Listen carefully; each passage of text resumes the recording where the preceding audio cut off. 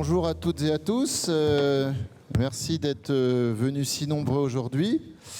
Place de la Communication, après avoir accueilli Mercedes Serra il y a 2 semaines, continue sur sa dynamique et l'immense joie d'accueillir Jacques Séguéla aujourd'hui, publicitaire et fondateur du Nouvel Havas, et il va venir nous présenter son dernier livre, Le diable s'habille en GAFA. Alors vous connaissez tous et toutes Jacques Séguéla. Alors d'ailleurs c'est assez sympa de faire un sondage en général auprès des plus jeunes, mais il est encore connu justement par son histoire dans la publicité. Qui n'a pas été fils de pub? Moi personnellement j'ai été baigné dans la culture pub avec je crois qu'il s'appelait Sylvain Blachas à l'époque. Christian. Merci mon cher Fabrice. Je t'en prie. Et effectivement, c'est un sujet, la publicité et la communication. Donc, cette partie de la communication qui est toujours passionnant et très engageant.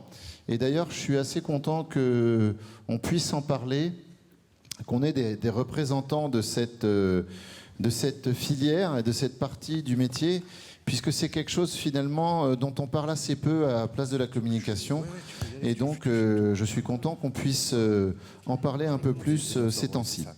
Alors pour ceux qui ne nous connaissent pas encore, Place de la Communication, donc c'est le premier réseau des professionnels de la communication au sens large, du digital et du marketing dans la région Hauts-de-France. On est désormais près de 500 membres, issus de grandes entreprises, de PME, d'institutions, de collectivités territoriales, d'agences, d'écoles, et nous organisons plus de 55 événements par an, que ce soit des conférences, des visites d'entreprises, des formations ou notre traditionnel, il va le devenir, c'était le premier cette année, voyage d'études. Alors on propose différents services pour développer les compétences des professionnels de la communication, afin qu'ils puissent aussi établir d'étroites relations avec les écoles, de créer des places dédiées, place au DIRCOM, place aux agences et place à l'emploi. Et bientôt, on aura une place de la communication publique, avis aux amateurs. Et afin, bien évidemment, c'est l'essence même aussi d'un réseau, de tisser un réseau relationnel. Alors, c'est toujours utile aussi pour les personnes qui arrivent dans notre charmante région. Alors, en parlant des personnes qui arrivent dans notre région, on est toujours prêt pour leur dire Hello Lille, puisque hier c'était la soirée des ambassadeurs de Hello Lille, notre nouvel étendard, notre nouvelle marque territoriale. Alors, je commence... Ah oui, alors avant de commencer, c'est mon texte, je souhaitais remercier bien évidemment l'ensemble de nos partenaires pour leur soutien, et sans qui cette soirée, mais cette conférence n'aurait pas pu avoir lieu. Et tout d'abord, l'île Grand Palais, que je vous propose de découvrir en images et qui nous accueille ce midi.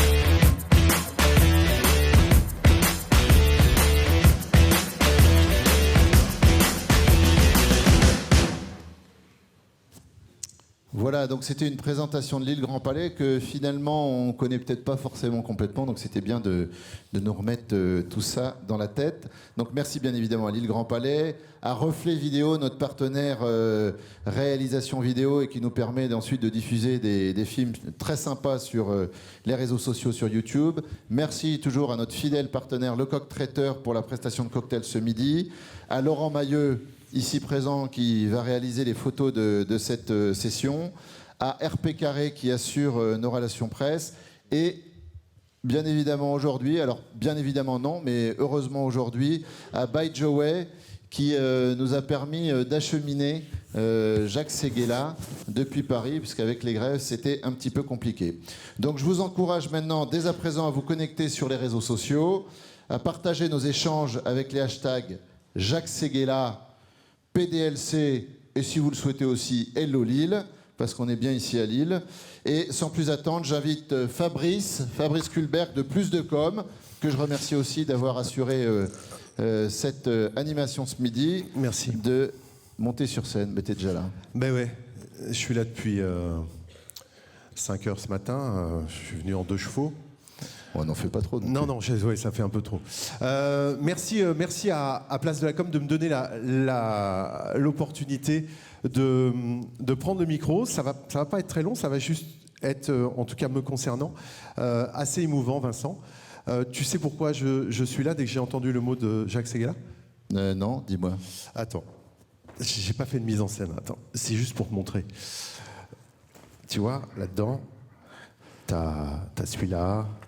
T'as celui-là. Ah, tu fais le faillot, quoi, aujourd'hui. Non, je suis pas le faillot. C'est que je suis vraiment un fils de pub, en vrai. Ben. Mais grave, quoi. J'ai la picouse depuis... en fait, vous allez comprendre pourquoi ça me tenait à cœur de vous présenter la personne qui va venir là maintenant. C'est que à l'époque de la radio, j'avais dans le bras gauche Richard Gottener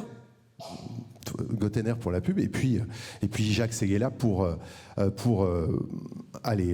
l'esprit. Et alors l'esprit, au fur et à mesure des années, il a changé, ce qui va nous amener à aujourd'hui, ici et maintenant. C'est vrai que c'est les grèves pour les retraites. Lui, ne lui parlez pas de retraite. Je ne vais pas faire l'affront de vous le présenter, ça c'est super facile à faire. Ok, Glouglou. Qui est Jacques Séguéla ? Selon Wikipédia, Jacques Séguéla, né le 23 février 1934 à Paris, est un publicitaire et pharmacien français, cofondateur de l'agence de communication RSCG en 1970. Bon, pharmacien. Donc les petites gélules de pub, les suppositoires aussi, enfin tout, les décoctions, c'est lui, depuis 60 ans. Non mais vous imaginez le truc de dingue. Ouais, je vais pas refaire l'histoire parce que lui il va le faire beaucoup mieux que moi, puis c'est la sienne, il la connaît mieux que moi. Mais simplement, juste pour vous dire, Jacques Séguéla, évidemment, je pourrais faire la bio de tout ça. Je vais juste vous raconter une très courte anecdote, puisque là on est à 1 minute 30. Fais pas ton Vincent Collat. Hein. Non. Non, mais ça y est, on est à une 15, là, je crois, un truc comme ça. On est à une 30 maintenant. Et dans 15 secondes, j'ai fini. C'était un dimanche soir. J'écoute la radio. J'étais la journée en tournage avec un vieux monsieur qui me disait tout le temps, on a le droit de prendre de l'âge, on n'a pas le droit de vieillir. Et puis j'entends un monsieur, le soir même sur France Culture, qui dit âgé, mais pas vieux. Et en fait, c'était le résumé exact de ce que je tournais comme documentaire. Et en fait, le monsieur qui va venir maintenant, qui a bravé la grève, et merci aux chauffeurs, merci à Place de la Com, il est âgé mais pas vieux. Je ne vous dirai pas que dans 2 mois, il a 86 ans, parce que je peux vous dire qu'avec ce bouquin, il est mais vraiment super fouillé. Ça a été d'ailleurs celui qui lui a demandé le plus de boulot, il va nous le raconter. C'est son 33e, il prépare déjà le 34e. Et si le diable s'habille en GAFA, je peux vous dire que Dieu habite ce gars-là. Mesdames, messieurs, Jacques Séguéla, sous vos applaudissements, s'il vous plaît.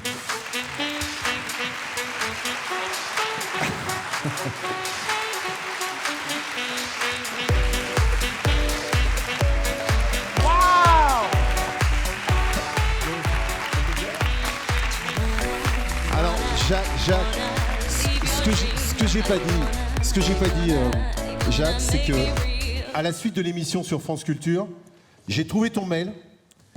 Et puis, on ne se connaissait absolument pas. J'ai dû te dire, bah oui, je suis fan de vous depuis des années.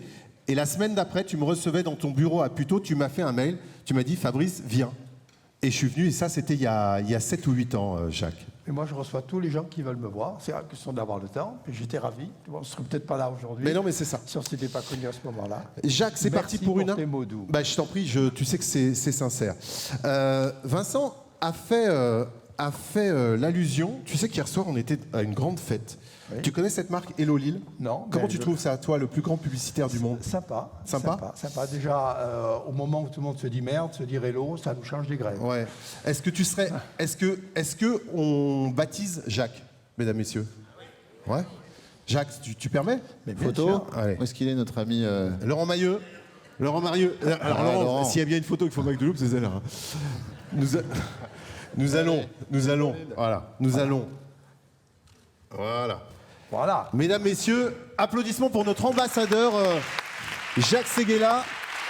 On se paye, pour 0 €, on se paye quand même le plus grand publicitaire du monde, ce qui est génial. Et c'est que ça va durer jusqu'à 100 ans comme ça, Jacques. C'est l'âge de la retraite. Hein. Je reviendrai pour mes 100 ans. Voilà. Ah, super. Voilà. Bon. On va s'asseoir Bah ouais, Allez. super. Jacques, la scène est à toi. Merci. Je t'en prie. Merci.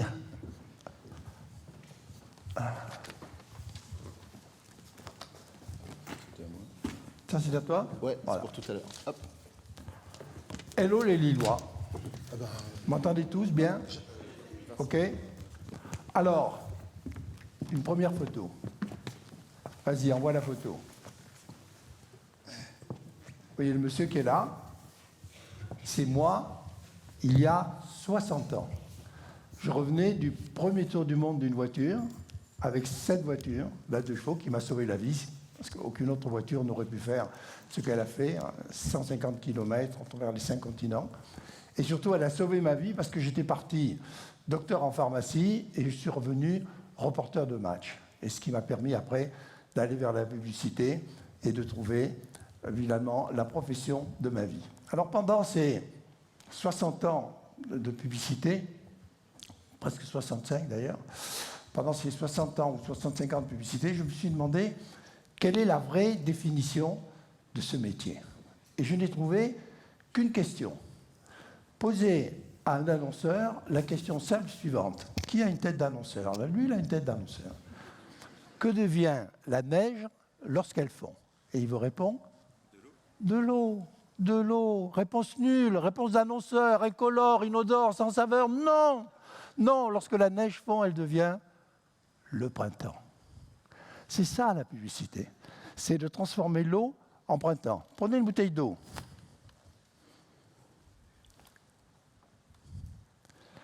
Elle s'appelle Nestlé ou elle s'appelle Cristalline. Elle est vendue 1 € en supermarché.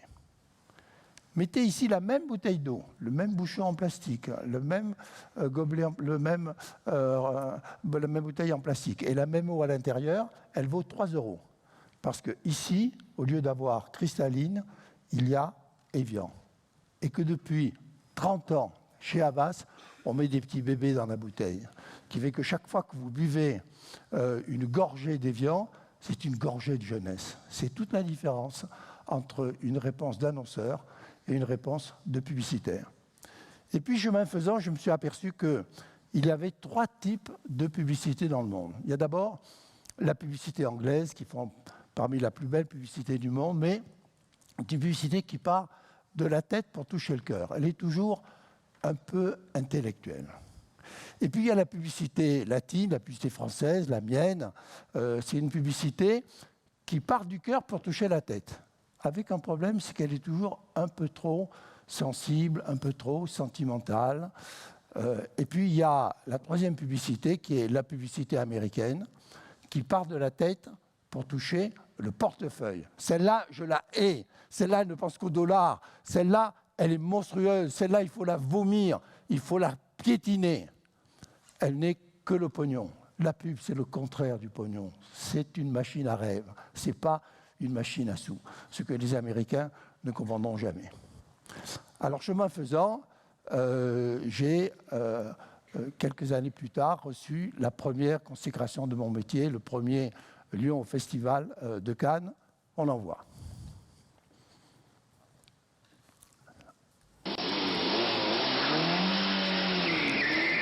Alors là, chapeau. Tu montrais là-haut avec ton petit bolide? C'est une GTI. Il est complètement à la masse. Ça va décoiffer, hein. Équipe 4 sur le pont.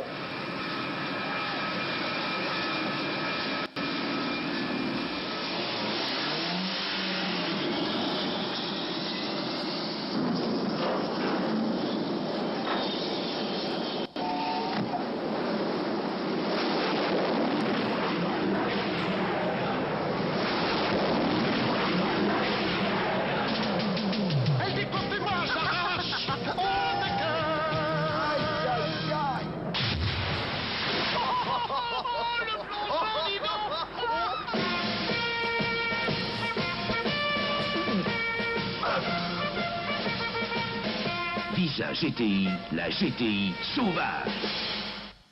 On applaudit ce film.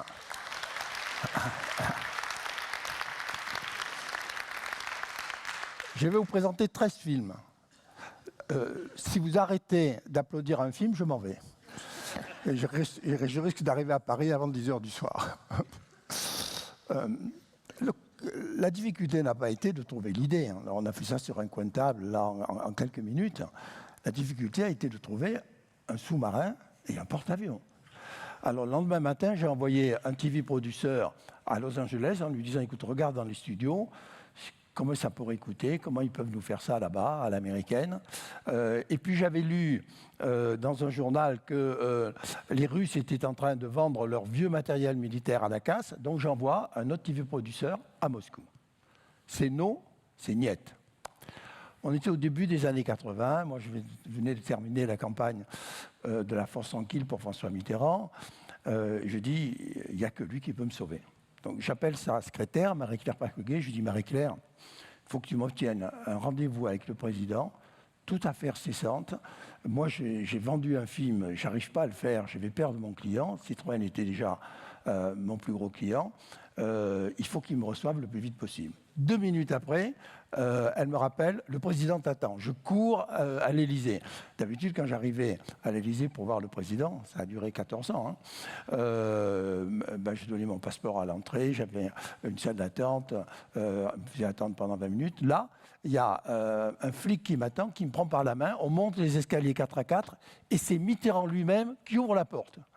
Et qui dit, mais Séguéla, qu'est-ce qui se passe? Vous avez besoin de quelque chose? C'est si grave que ça? Monsieur le Président, il me faudrait un porte-avions et il me faudrait un sous-marin. Il dit, mais vous êtes fou, Séguéla? Mais qu'est-ce que vous voulez faire avec un porte-avions et un sous-marin? Monsieur le Président, simplement de la publicité. Et il aimait la publicité. Donc j'ai vu que déjà ses yeux souriaient quand je lui disais ça. Il m'a dit, mais c'est quoi votre pub? Et moi j'avais amené les petits dessins. On n'a même pas maquetté le film. Hein. J'avais les petits dessins de départ. Donc je lui montre les petits dessins. Il dit, mais elle est ridicule votre pub, Séguéla. Les Français achètent des voitures qui roulent, pas des voitures qui coulent. Ça ne vendra pas une de vos voitures. Mais pour l'armée, pour l'aviation, pour la marine, c'est pas si mal. Vous aurez votre porte-avions, vous aurez votre sous-marin. C'est tellement mieux quand les présidents avec les sous-marins et les porte-avions font la pub et pas la guerre. On applaudit François Mitterrand.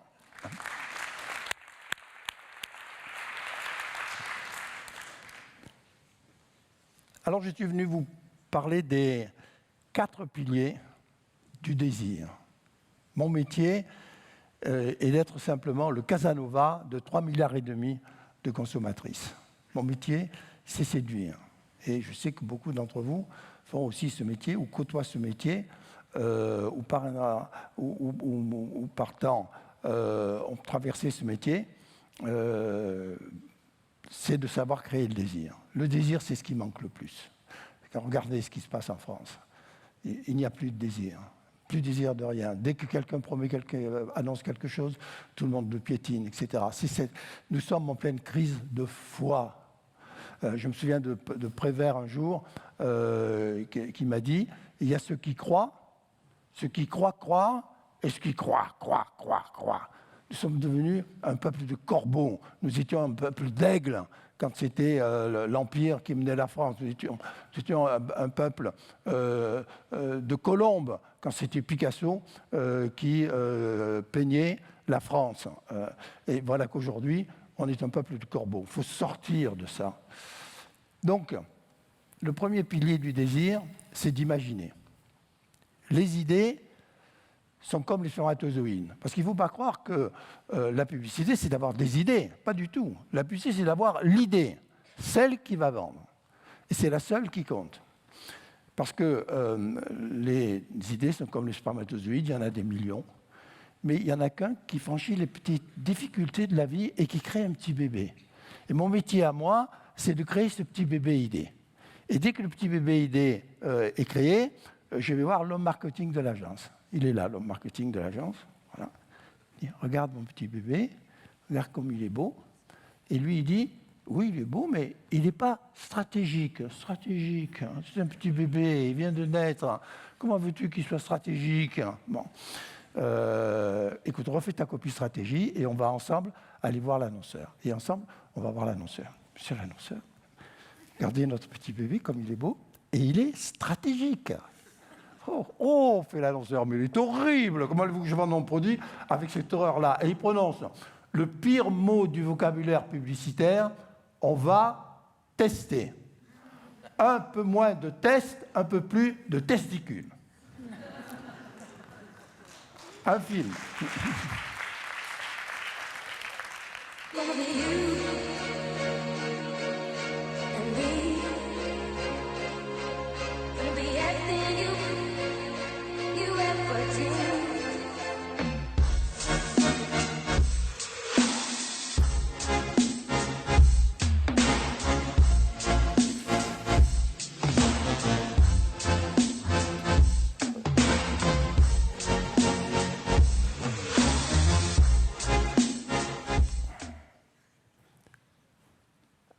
Ah, il est coupé avant. Bon. Chaque fois que je vois ce film, j'ai les poils qui se hérissent comme ça. C'est les 30 secondes les plus désirables pour moi de tous les temps. Comment peut-on mettre une autre chemise qu'une Lacoste quand on a vu ce film-là, quand on a vu que le mec plonge par amour pour la femme de sa vie? Parce que la publicité est à la conso, ce que l'érotisme est à l'amour. Le plaisir ne suit pas toujours. Et notre job, c'est justement le passage à l'acte. Et c'est dans ce passage à l'acte que le talent agit. Alors imaginez, mais ça ne suffit pas. Ça ne suffit pas d'avoir des idées. Il faut que ces idées soient étonnantes. Un jour, Cocteau, le poète, a croisé Diaghilev, le danseur, à l'opéra. Et il lui a dit, quelle est la définition de ton art? Et Diaghilev a réfléchi et lui dit, étonne-moi. Ah non, lui a dit Cocteau, non. Étonne-moi, c'est la définition de mon art à moi. C'est la définition de la publicité, de la poésie. Et moi, je dis à Diaghilev et je dis à Cocteau au musée. Pas du tout. Étonne-moi, c'est la définition de mon art à moi. C'est la définition de la publicité. Si vous voulez voir la mer sans vous mouiller, achetez une île, pas un bateau. Et vous verrez toujours le même morceau de mer. Si vous achetez un bateau, même un petit bateau de rien du tout, vous allez faire le tour du monde. Et tous les jours, vous allez voir un lever de soleil différent. Et tous les soirs, vous allez voir un coucher de soleil différent. Et vous verrez tous les poissons du monde. Et vous verrez tous les pays du monde. Et vous verrez tous les terriens du monde. Et c'est ça, la publicité par rapport aux autres métiers. C'est un voyage permanent vers l'éblouissement, vers la poésie, vers la créativité et vers l'autre, à la rencontre de l'autre, en voulant lui donner quelque chose de différent. C'est Woody Allen qui a le mieux défini la publicité. Il a dit, il faut être là où il faut, quand il ne faut pas, et là où il ne faut pas, quand il faut. C'est ça, le passage de imaginer à étonner. Et c'est avant tout un problème de courage. Il y a peut-être une quinzaine d'années de ça, ou vingtaine d'années, je ne sais plus très bien, 15 ans à peu près, Citroën me convoque et me dit, écoutez, on a un nouveau modèle, ça va mal, on est tombé à 7% de part de marché, Ça ne peut pas continuer comme ça. Il faut que ce modèle sauve la peau de la marque. Donc, on attend de vous un film qui remue les tripes. Et j'ai dit d'accord, mais quel est le positionnement? C'est la solidité. On a mis des années chez Citroën à avoir la qualité allemande. On l'a sur ce modèle-là. Donc, c'est ce que vous devez faire passer. Bon, je me réfléchis, je dis d'abord, si on veut créer un événement, il faut prendre une star. Bon. Je me renseigne un peu. Moi, je voulais une star qui, quand même, exprime la beauté, mais une beauté avec une sorte de solidité, de robustesse. Et je m'aperçois que finalement, ce n'est pas une star, mais c'est plutôt un top modèle qu'il faut. Parce que j'ai découvert que les top modèles étaient les femmes les plus photographiées du monde. Et pas du tout les chanteuses ou les actrices. Parce qu'elles tournent en permanence autour du monde, où elles font des séances de photos. Et j'ai vu que la star de l'année, qui était le plus photographiée, avait fait 27 000 couvertures de magazines. 27 000 dans l'année. Et c'était Claudia Schiffer. Et je vais la voir à Londres. Et je lui dis, Claudia, j'ai une idée. C'est une idée un peu folle. Il faut beaucoup de courage pour la faire. Mais je sais que tu veux maintenant abandonner ton métier de top modèle pour aller vers le cinéma. Et donc moi, je peux t'offrir en 30 secondes une idée qui va étonner les cinéastes. Elle me dit, écoute, ça m'intéresse. Donc je lui dis, voilà, écoute, c'est très simple. Tu es le visage qui a la plus grande prix d'assurance du monde. C'est la prime d'assurance la plus élevée du monde. Bon. Eh bien, ce visage et cette prime d'assurance, on va les mettre au service de la démonstration d'un crash test. Les crash tests, d'habitude, ça se passe comme ça. C'est une voiture qui marche à 40 km/h, qui rentre dans une autre voiture. Mais à l'intérieur de la voiture, il y a on appelle ça des dummies, c'est-à-dire des mannequins de bois reliés avec des ordinateurs partout, etc., pour savoir s'il se casse quelque chose, ce qui se passe. Ce n'est jamais une personne. Et en plus, ce n'est pas une personne, c'est le visage le plus cher du monde. D'ailleurs, la publicité le dit bien. Et on était à Las Vegas, parce qu'elle était amoureuse à l'époque d'un illusionniste de Las Vegas, je ne sais plus comment il s'appelait. Il y avait 100 journalistes allemands qui étaient venus pour voir le film à cause de Claudia. En plus, ils savaient que c'était les derniers moments de top modèle de Claudia. Et je fais un essai avec une cascadeuse qui sort, blanche, et qui dit que Claudia ne peut pas faire ça. Parce que, évidemment, c'est l'airbag qui se déclenche.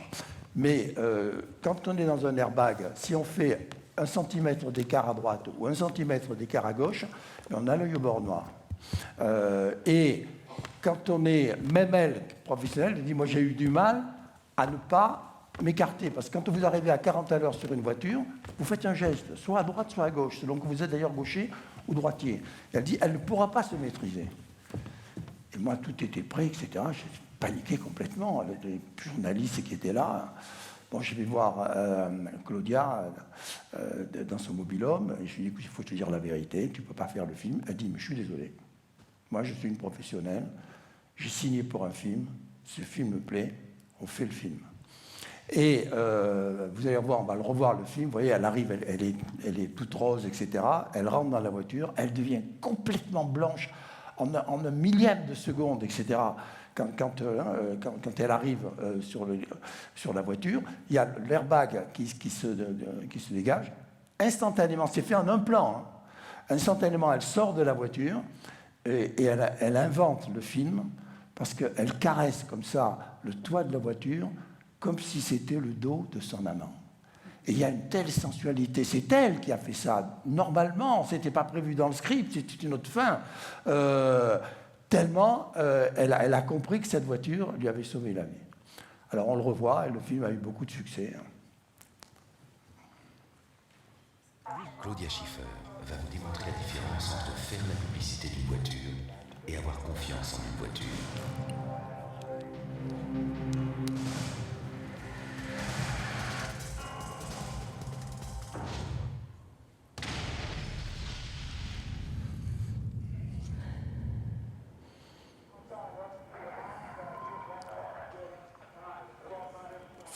Sarah, vous n'imaginez pas tout ce que Citroën peut faire pour vous.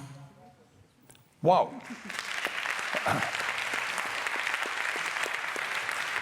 C'est pas la peine de vous applaudir 2 fois quand même. Hein. Une fois, ça suffit, parce que vous allez en avoir marre. Alors, il faut imaginer, il faut étonner, mais le plus important, il faut durer. Notre métier est triple. Nous devons d'abord être les gardes du corps de nos marques, les protéger dans ce monde de plus en plus violent, bourré de fake news, où tout peut arriver. Il faut les protéger du scandale qui peut être un scandale sexuel, c'est très à la mode, qui peut être un scandale de défaut de fabrication, ou n'importe quel scandale. Pour là, il n'y a qu'une seule règle, il faut réagir dans la journée. Dans la journée même, dans l'heure. Bon. Si Emmanuel Macron, lorsqu'il a eu l'affaire de Benalla, avait envoyé un tweet à la Trump en disant ce garçon a trahi ma confiance, il ne mettra plus les pieds à l'Élysée, je l'ai remis dans les mains de la justice, ça s'arrêtait là. Les imbéciles de communicants, puis ils venaient de l'agence, les imbéciles de communicants qui avaient quitté l'agence pour lui, lui ont dit mais non, ça va passer, panique pas, etc. Il a perdu 4 jours que l'on paye aujourd'hui, que l'on paye dans cette grève aujourd'hui. S'il n'y avait pas eu ces 4 jours, il n'y aurait pas eu les gilets jaunes, si pas les jaunes, on n'aurait pas cette merde aujourd'hui. Même si j'espère que ça va bien se passer, il faut qu'on arrive à se mettre autour de la table, il faut qu'on arrive à calmer tout le monde. Et bien sûr qu'on est obligé de changer de retraite, les enfants. Chaque année, on prend 3 mois de vie de plus. On ne peut pas laisser la retraite à l'âge qu'elle est. Et d'ailleurs, quand ça arrivera dans 22 ans, on sera déjà à 64 ans. Et on va finir à 68 ans de retraite, qu'on le veuille ou pas. C'est normal, c'est la normalité. Tous les pays du monde sont entre 65 et 68 ans. Bon, mais c'est un autre problème. Deuxièmement, il faut être, c'est le plus important, les gardes du cœur de nos marques. Il faut créer leur ADN. Il faut leur donner cette valeur qui va les rendre différentes, qui va en faire d'ailleurs des personnages comme nous. Moi, je parlais de marques personnes, qui deviennent d'ailleurs des stars après de la consommation. Et c'est le plus important. Et il faut être leur garde du temps. Parce que Dieu nous a créés à son image. Merci mon Dieu. Enfin, il y a un petit défaut de fabrication, parce que lui, il s'est créé immortel, et nous, il nous a créés mortels. Merci du cadeau. Mais nous, les publicitaires, nous avons dans les mains cette chance incroyable de pouvoir créer l'immortalité.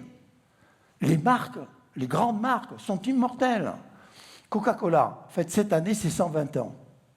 Il a 20 ans, l'âge de sa pub. Citroën a fêté l'an dernier, enfin en 1980, là en 2019, a fêté ses 100 ans. J'ai même écrit un livre sur les 100 ans de publicité Citroën. Si vous envoyez-moi votre carte de visite, je vous l'enverrai.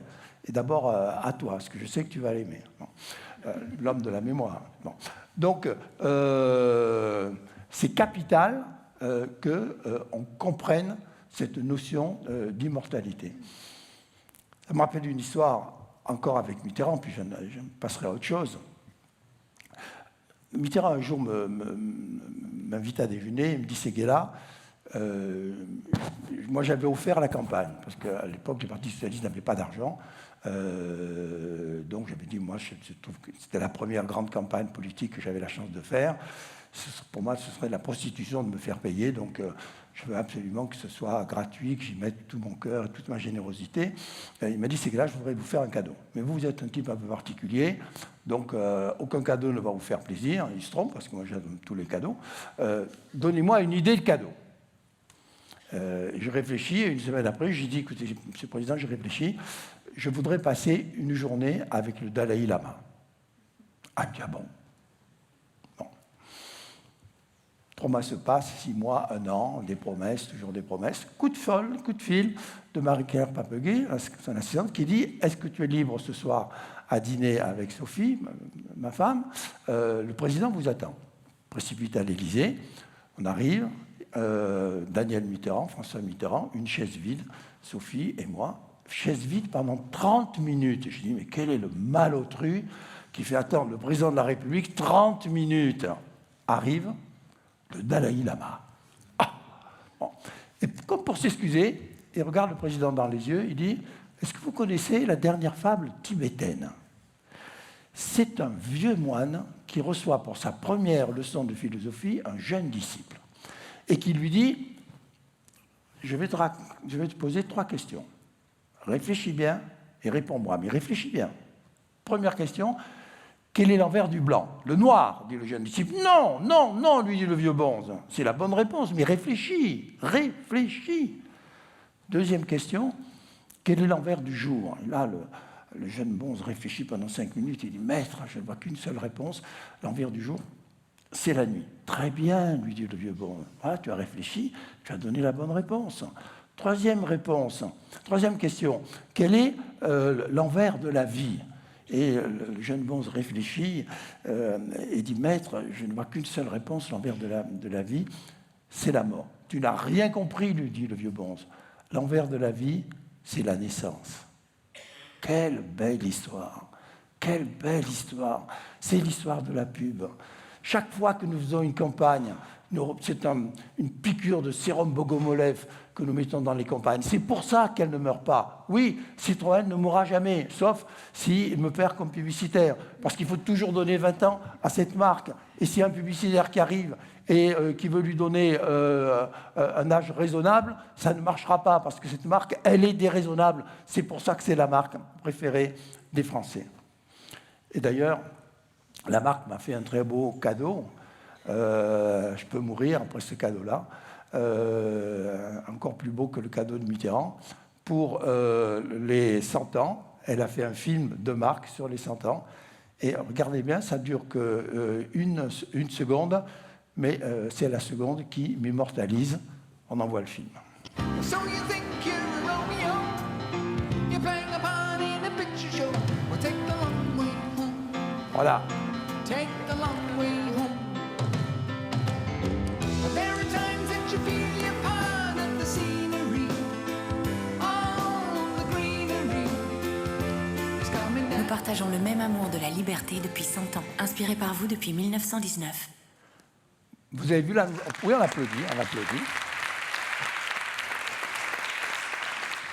La dernière image, c'est la nouvelle de chevaux qui va sortir dans 8 mois, qui va coûter 6 000 €. Extraordinaire bagnole électrique. Il a eu ce petit carré extraordinaire. Je l'ai essayé là à Barcelone quand on a tourné le film. Ça va révolutionner le monde automobile. Alors, dernière chose, il faut muter. Hier, nous vivions pour consommer.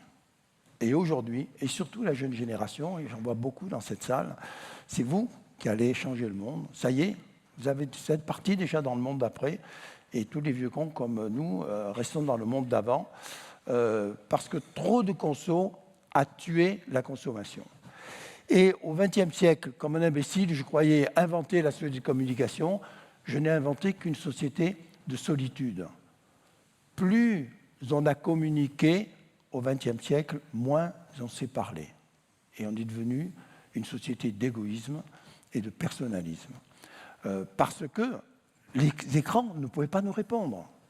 Et c'est justement le web qui va complètement changer la donne, sauf qu'elle n'est pas encore passée. Alors sur la nouvelle génération, c'est une génération qui n'est plus du tout une génération d'égoïsme, hein, mais sur la génération qui fait la grève, c'est une grève d'égoïsme, de rien d'autre que ça. Et c'est cette génération qui va nous sauver. Je me souviens que quand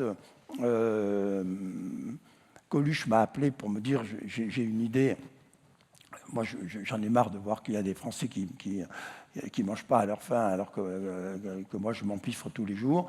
Je veux faire une campagne pour les Restos du Cœur, il faut que tu me trouves un nom pour cette campagne et un slogan.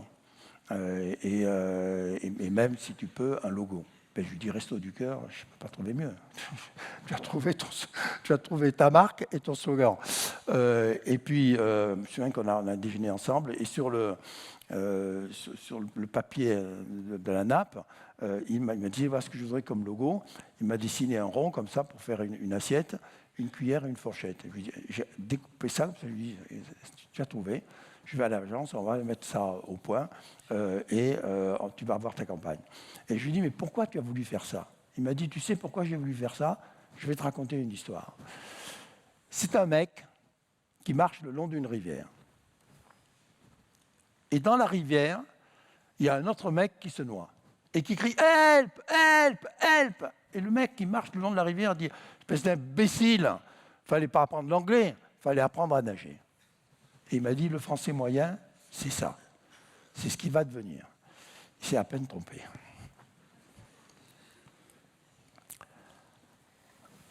Alors aujourd'hui, c'est la grande révolution. Enfin, nous consommons pour vivre. Et non plus, nous vivons pour consommer. Il faut passer de la surconsommation à l'alterconsommation. Et les jeunes sont en train de le faire. Il faut passer du secret à la transparence. Il faut passer de la fausseté à l'authenticité, du monologue au dialogue, de la frivolité de la pub à la frugalité, du paraître de la pub à l'être, du perso au collaboratif. Et il faut que la pub soit mieux et moins, plus juste, plus honnête, plus verte, plus partageuse, plus indépendante, plus ouverte, plus morale, plus sociale, plus sociétale. La pub est le seul métier du monde qui consacre l'argent de nos annonceurs, 10 à 20% pour sauver le monde. Il n'y a pas une campagne aujourd'hui, il n'y a pas une grande marque aujourd'hui qui ne s'attaque à des grands combats. Comment sauver l'eau, comment sauver les dernières espèces. C'est la campagne de Lacoste, des animaux qui disparaissent, comment s'intéresser au réchauffement climatique et le combattre, etc., etc. Si tous les métiers faisaient ça, mais il n'y aurait déjà plus de réchauffement climatique. Le message serait passé partout. Donc, c'est le métier qui est presque le plus fustigé et qui pourtant est le plus généreux. Et merci aux annonceurs. Vous allez voir une campagne qui est la campagne de ma vie. C'est pas moi qui l'ai faite, c'est notre agence australienne. Ça a été la consécration d'Havas. Vous savez, chaque année, il y a, après le festival du cinéma à Cannes, un mois après, il y a le festival de la publicité à Cannes. Donc il y a tous les annonceurs du monde, tous les créatifs du monde, tous les publicitaires du monde qui se retrouvent pendant une semaine. Et comme à Cannes, il y a des prix qui s'appellent les Lions de Cannes et les Grands Prix de Cannes. Et chaque année, il y a 4 Grands Prix. Et puis des dizaines et dizaines de lions d'or, d'argent, etc. Le grand journal de la profession, qui est Advertising Age, lui, une fois que les 4 Grands Prix ont été donnés, réunit un jury aux États-Unis qui, des 4 Grands Prix, va décerner The Job of the Year, c'est-à-dire la meilleure pub du monde cette année-là. Il y a 42 000 entrées, c'est-à-dire qu'il y a 42 000 produits publicitaires qui partent en jugement dans le festival qui dure une semaine de tri et de sélection. Alors ce sont des affiches, des films, des RP, des promotions, tout ce que vous voulez, etc. 40 000. Et sur les 40 000, il y en a une idée qui est le Job of the Year. Et il y a 2 ans, on a eu cette chance-là. Pour une idée toute simple, à quelques encablures de l'Australie, il y a une petite île qui est une île de milliardaires où les Américains venaient et ont complètement pollué l'île. Bon. Ne parlant même pas aux habitants. En plus, l'île a été recouverte pas de plastique parce que les vents sont devenus couvrir les plages et elle a été complètement désertée par les touristes. Et le gouverneur de l'île a frappé à la porte de notre agence d'Australie et lui a dit « Faites quelque chose pour nous. Moi, mes quelques centaines de personnes qui vivent dans cette île-là vont crever de faim. » Donc, le patron de la île, écoutez, on réfléchit. Puis une semaine après, il appelle et il dit « Écoutez, je réunis toute l'agence, va venir. On a frété un bateau. On va passer 3 jours avec vous. Réunissez tous vos habitants. On va nettoyer l'île. » Ils ont nettoyé l'île. Et puis ils ont dit « Mais maintenant, il faut trouver une idée pour qu'elle reste propre. » Vous allez voir l'idée. Et c'est elle qui a décroché The Job of the Year.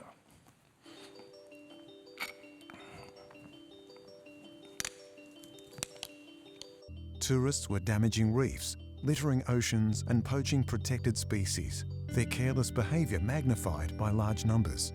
But how could a small local population with limited resources police the high volume of visitors? What if we made the tourists police themselves?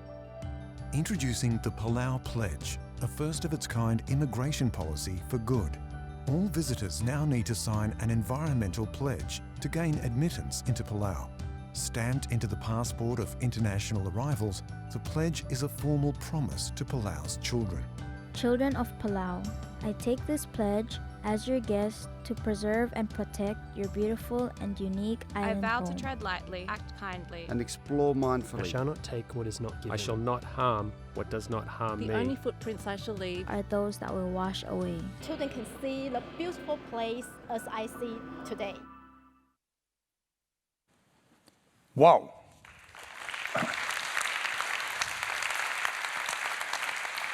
Alors, il y a les créateurs du désir, ce sont les publicitaires. Il y a les assassins du désir, ce sont les GAFA. Le diable s'habille en GAFA. C'est mon dernier livre. Un livre, ça commence par une première page. Vous devez mettre le plus de talent possible dans la première page, sinon le lecteur ne va pas à la deuxième page. Et le livre s'arrête là. Donc moi, j'ai essayé de mettre tout ce que je pouvais dire de mieux contre les GAFA dans une seule page, qui est la première. Alors, je vous la lis. J'ai reçu un jour ce mail venu d'une bonne âme en mal de futur.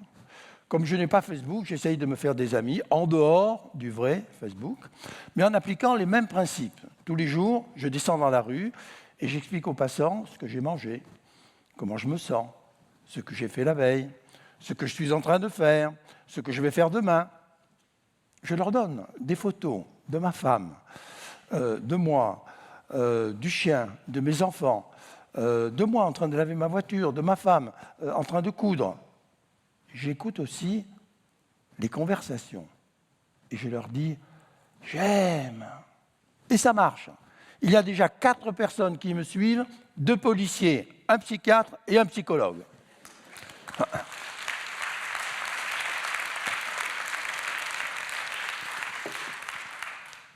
Oui, c'est une horreur. C'est une triple horreur, les GAFA. D'abord parce que c'est une annexion. La volonté des GAFA, c'est de créer un État numérique qui sera le plus puissant État du monde. Chacun, aujourd'hui, pèse 1000 milliards de dollars. C'est-à-dire les GAFA à eux 4 représentent 1,5, c'est-à-dire une fois et demi, le PIB de la France. Dans 10 ans, c'est le PIB de l'Europe. Et dans 20 ans, dans 30 ans, c'est le PIB du monde.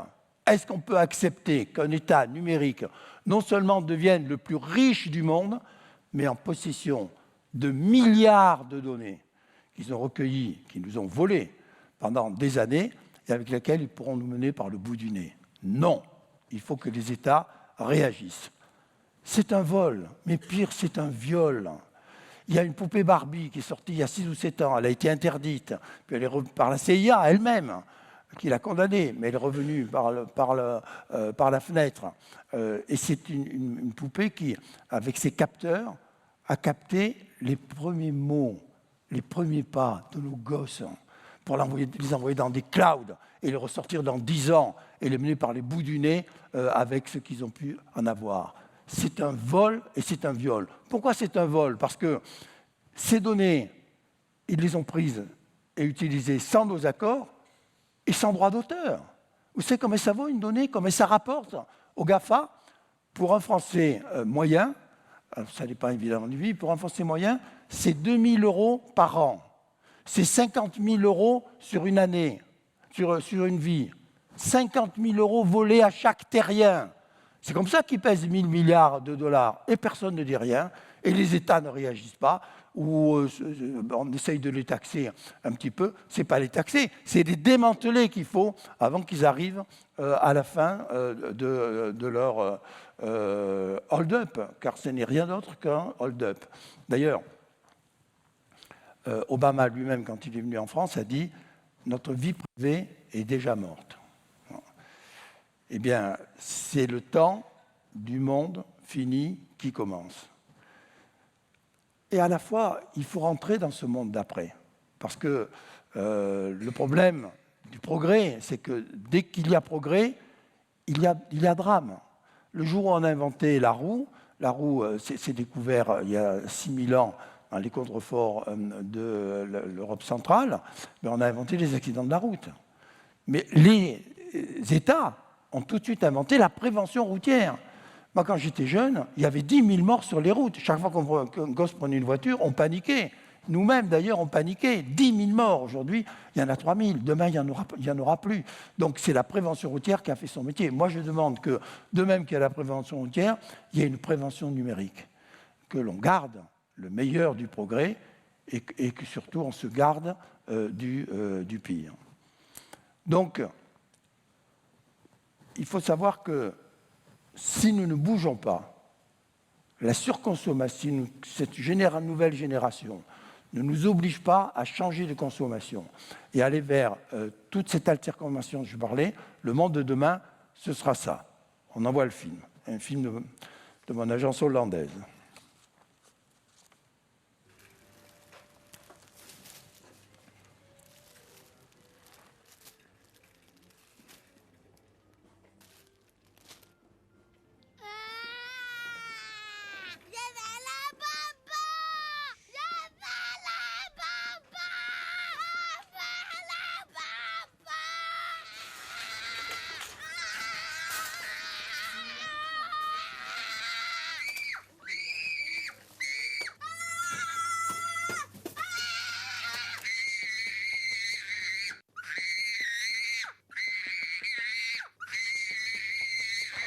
Zazu Condoms. Fun, sexy, safe.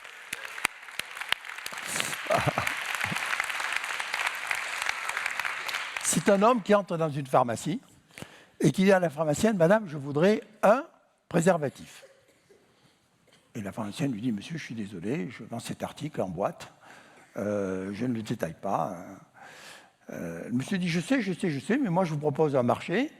Je paye les 10, mais surtout, vous ne m'en donnez qu'un. » Alors la pharmacienne, ravie, se dépêche d'aller chercher une boîte de Durex. J'ai la publicité pour le monde, j'adore faire les publicités de Durex. Bon.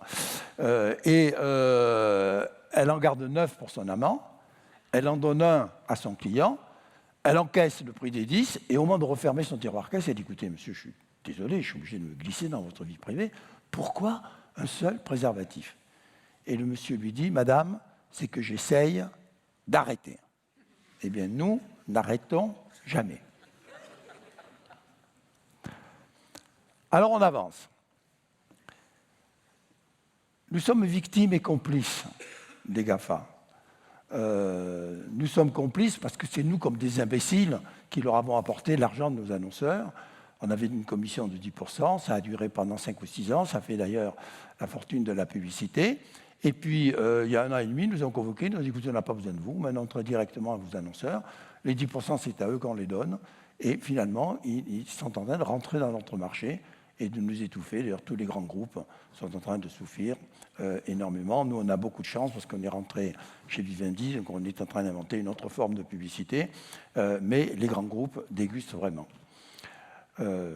Ceci dit, il ne faut pas jeter le bébé numérique avec l'eau du bain. Il faut simplement lutter contre leur omnipotence, contre leur concupiscence, contre leur insolence. Et pour ça, il faut être hybride. Il y a 2 mondes. Il y a le monde de la tech, c'est les GAFA. Il y a le monde de l'affect. L'affect, c'est le cœur, c'est l'humain, c'est la latinité, c'est la publicité. Ben, tech sans affect n'est que ruine de l'homme. Tech sans créa n'est que ruine de la publicité. Et donc, c'est dans cette hybridité que cette génération que vous êtes, cette génération qui est chargée de réinventer le monde et d'aller vers le monde d'après, c'est vers là que vous devez nous guider. Parce que tout le monde dit que le nouveau média, c'est la data. Non! Ce n'est pas la data, c'est l'idée. Une data, c'est comme un revolver sans cartouche. Vous appuyez dessus, il n'y a rien. L'idée, c'est la force, c'est la cartouche. La data, ça n'est rien qu'un revolver qui, privé de cartouches, ne sert à rien.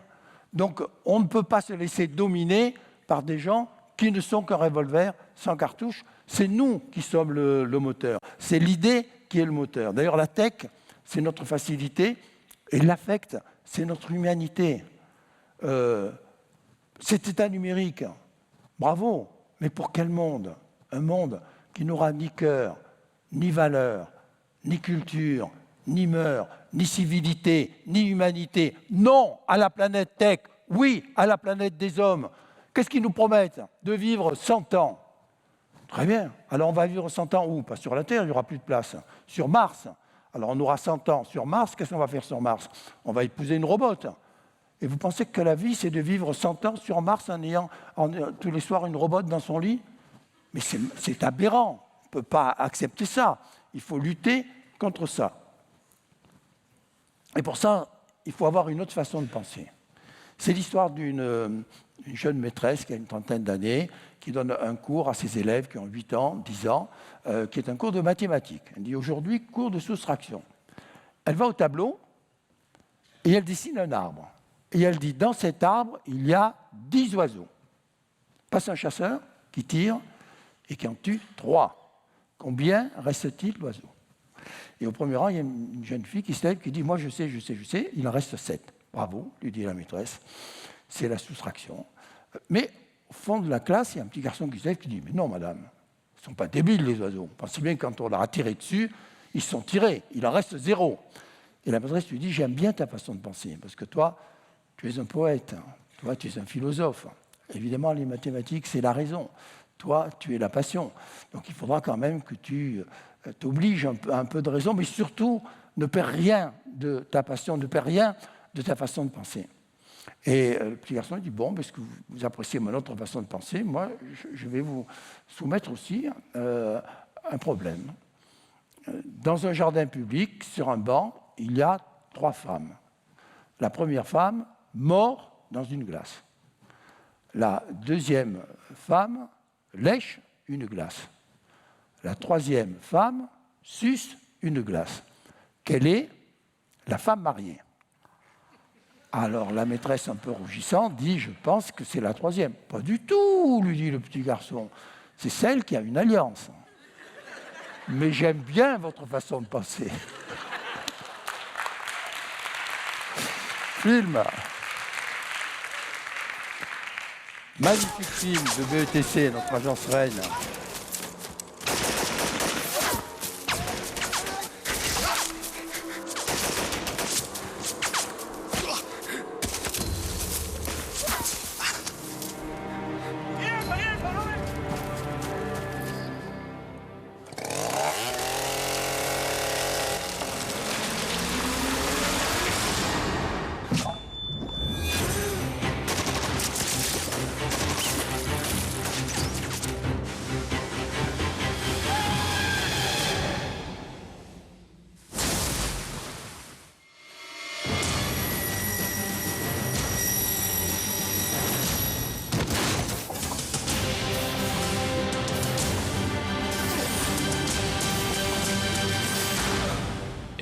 Dans un camion de livraison, et puis j'atterris ici. Oh, c'est incroyable. Hein? T'entends ça, chérie? Ben oui, c'est fou. Waouh, waouh, waouh, waouh, waouh, waouh, waouh. Ça, c'est de la pub. Le pire cadeau des GAFA, ce sont la saloperie des fake news. Quand on y regarde bien, Trump ne devrait pas être président de la République. Trump a volé son élection. Ça a été prouvé pour la CIA elle-même. Et curieusement, elle n'a rien fait. Ça a été le célèbre scandale de Cambridge Analytica. J'ai noté les chiffres. Il y a 126 millions d'électeurs qui ont été bombardés pendant 1 mois par une légion de faussaires logés en Macédoine. 470 contrôles, 400 000 robots, 3 000 vidéos, chacune avec une moyenne de 300 000 vues, qui ont déstabilisé et fait de cette élection une élection frauduleuse. Et ils risquent en plus d'être élus. Mais ce n'est pas tout. Le Brexit, c'est une affaire de fake news. Il y a simplement eu les petits malins qui voulaient sortir de l'Europe, qui ont monté une campagne juste avant, il y a 2 ans, juste avant qu'on vote pour ou contre le Brexit, et qui ont dit, est-ce que vous savez combien vous coûte par mois le Brexit? 500 livres. Et pendant 1 mois, il y a des experts qui sont venus montrer, déprouver que c'était bien 500 livres, etc. Mais quand on leur a demandé aux Anglais de voter, ils ont dit 500 livres par mois. Moi, je suis pour qu'on se tire de l'Europe. C'est totalement faux. Et c'est totalement faux. Et la dernière élection, grande élection démocratique au Brésil, elle aussi a été faussée par les fake news. Donc, on ne peut pas vivre dans un monde qui est un monde de fausseté.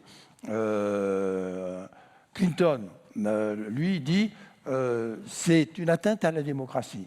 Et on ne peut pas avoir de démocratie sans vérité. Dès qu'il y a vérité, et dès qu'il y a contre-vérité, c'est une atteinte à la démocratie. La seule chance, c'est que la publicité, elle est la seule à avoir droit aux fake news. Je vous raconte mon premier flop. On est en 68, je viens de créer l'agence avec Bernard et je vois une petite annonce dans le journal publicitaire de l'époque. Marque internationale cherche agence créative pour lancer son produit dans le monde. Je téléphone, on me donne un brief et on me convoque, on me dit vous aurez 15 minutes, on me convoque pour une semaine plus tard. Donc moi je prépare une idée, j'arrive et devant moi j'ai un annonceur, 60 ans, un peu décati, 60 ans pour moi c'était un vieillard, aujourd'hui pour moi c'est un jeune homme. Bon. Et je lui dis, monsieur, vous avez un produit de luxe, grâce à ma publicité, il va convaincre le monde et vous allez devenir une marque célèbre dans le monde entier. Alors pour ça, j'ai voulu situer mon film à Paris, qui est la capitale de la beauté, et prendre l'emblème de Paris, la Tour Eiffel. Je parle en 68, à l'époque, personne ne pensait à la Tour Eiffel. Aujourd'hui, elle est à toutes les sauces. Bon. Et mon film est très simple. Voilà. La Tour Eiffel, un homme.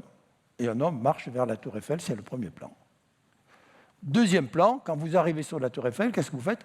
Vous regardez la Tour Eiffel. Donc, deuxième plan, on regarde la Tour Eiffel. Troisième plan, il y a un homme qui se jette du premier étage de la Tour Eiffel et qui s'écrase au pied de notre premier homme. Alors, évidemment, cinquième plan, l'homme regarde tout de suite. Il y a une petite chose qui volette comme ça et qui se pose sur le cadavre. Gros plan sur la petite chose, c'est une perruque. Et arrive le backshot. Pétrolane retarde la chute des cheveux. Le mec m'a dit, jeune homme, on vous écrira. Ce salaud ne m'a jamais écrit. Et je sais aujourd'hui pourquoi. Aujourd'hui où j'ai plus de cheveux. C'est que ce salaud portait une perruque. Ça ne peut pas s'expliquer autrement. Quel beau film raté. Deux magnifiques fake news de notre agence bulgare.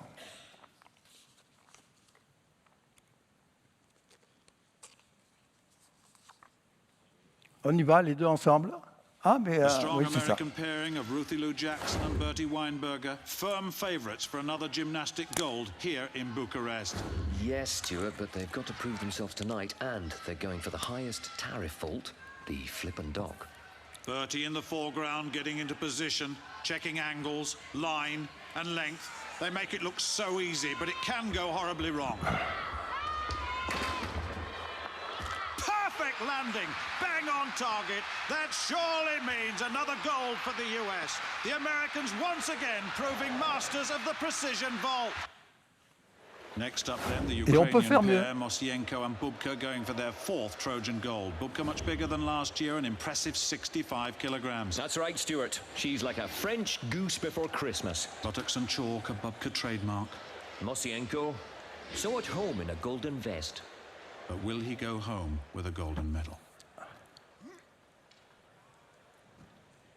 There's the spread. Oh, and there's the hoik. Now can he hold it? Can he hold it? Surely he'll get three lights. Yes, he has! Brilliant! Unbelievable. Wow. Still casting a daunting shadow across the sport of pelvic powerlifting.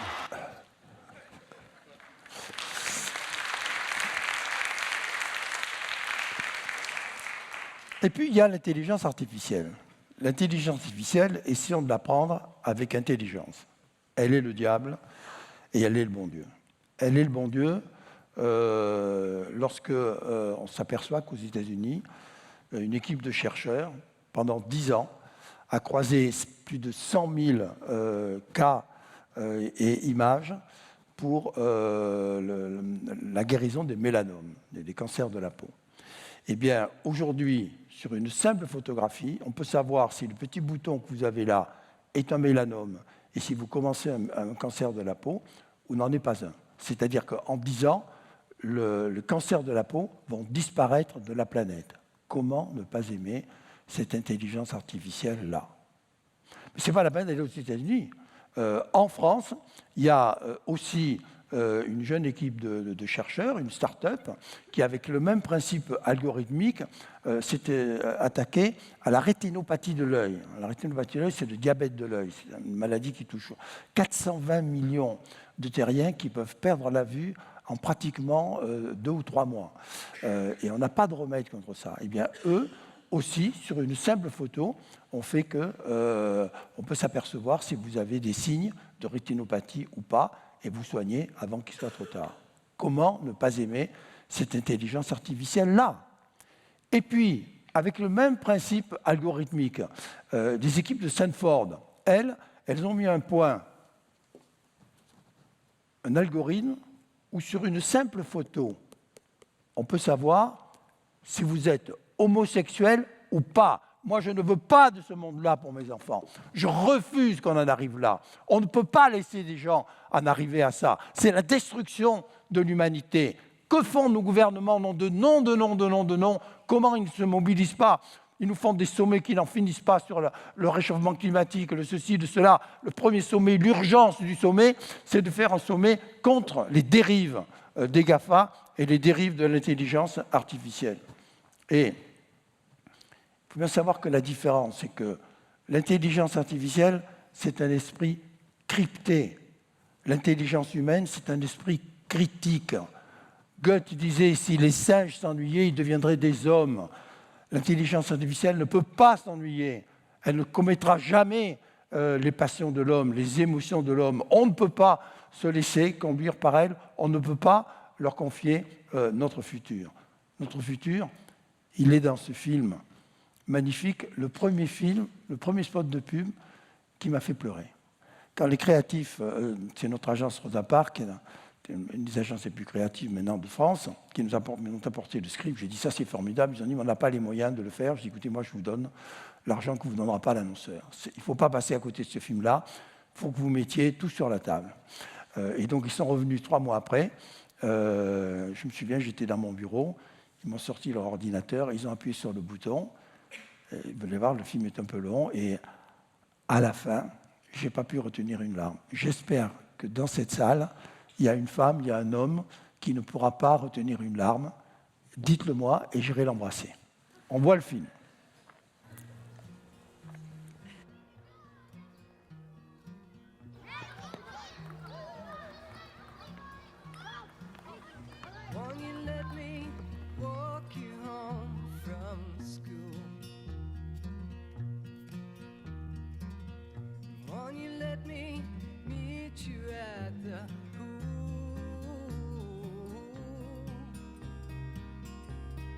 Maybe Friday I can get tickets for the dance, and I'll take you. Ooh.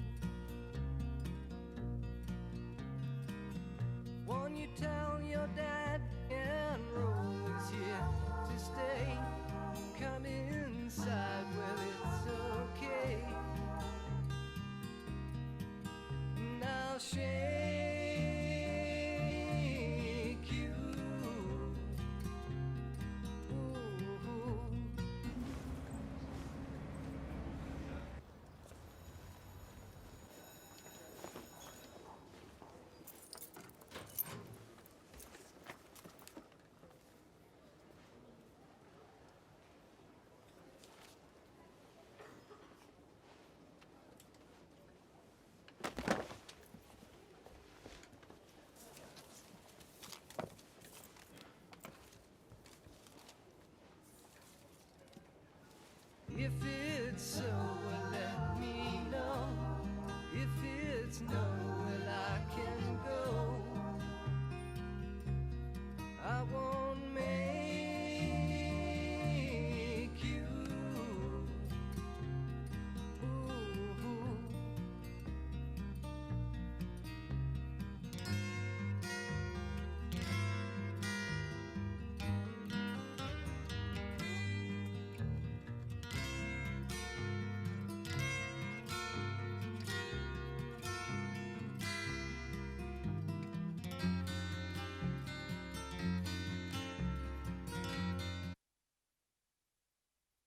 Oh, waouh, waouh, waouh, waouh, waouh. Qui a pleuré? Qui a pleuré?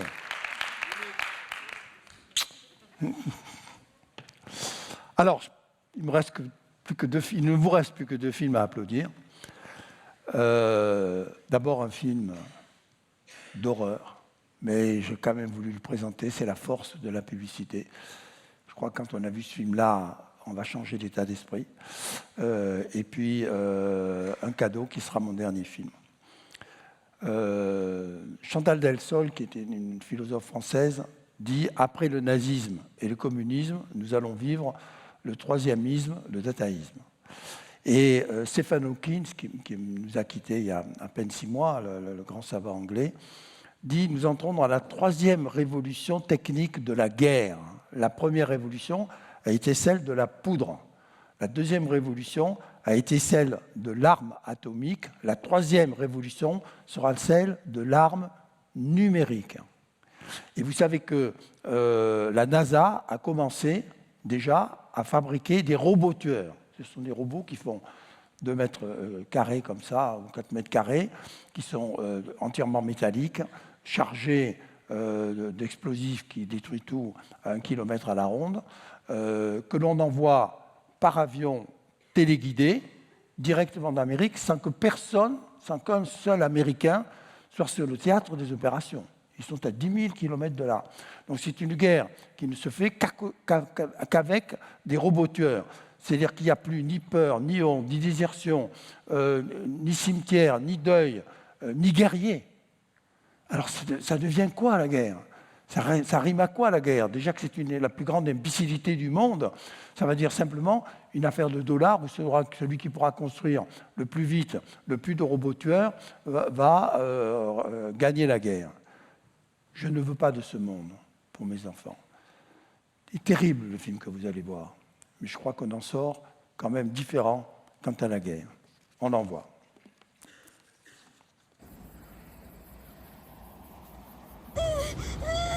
ماشي الحال؟ موجوعة كتير. بعرف يا قلبي، بعرف وحياة الله بعرف، يلا بس انت بطل ما هيك؟ ها؟ يقبرني البطل. امتى جاية ماما؟ جاي يا قلبي جاي وحياتك جاية هلا بتوصل. هيا زاري وين رايحين؟ لوين؟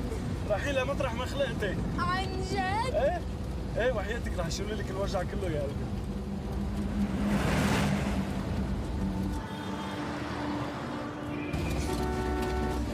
ويا؟ ماشي الحال؟ أنا كتير تعبان.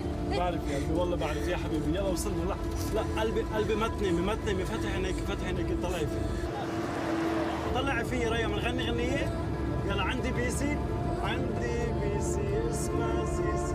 ريا حبيبي لا ما تنامي يعني وصلنا ريا حبيبي حيكون كل شيء. يا قلبي هاي ما بيمشي اوكي ريا حبيبي ريا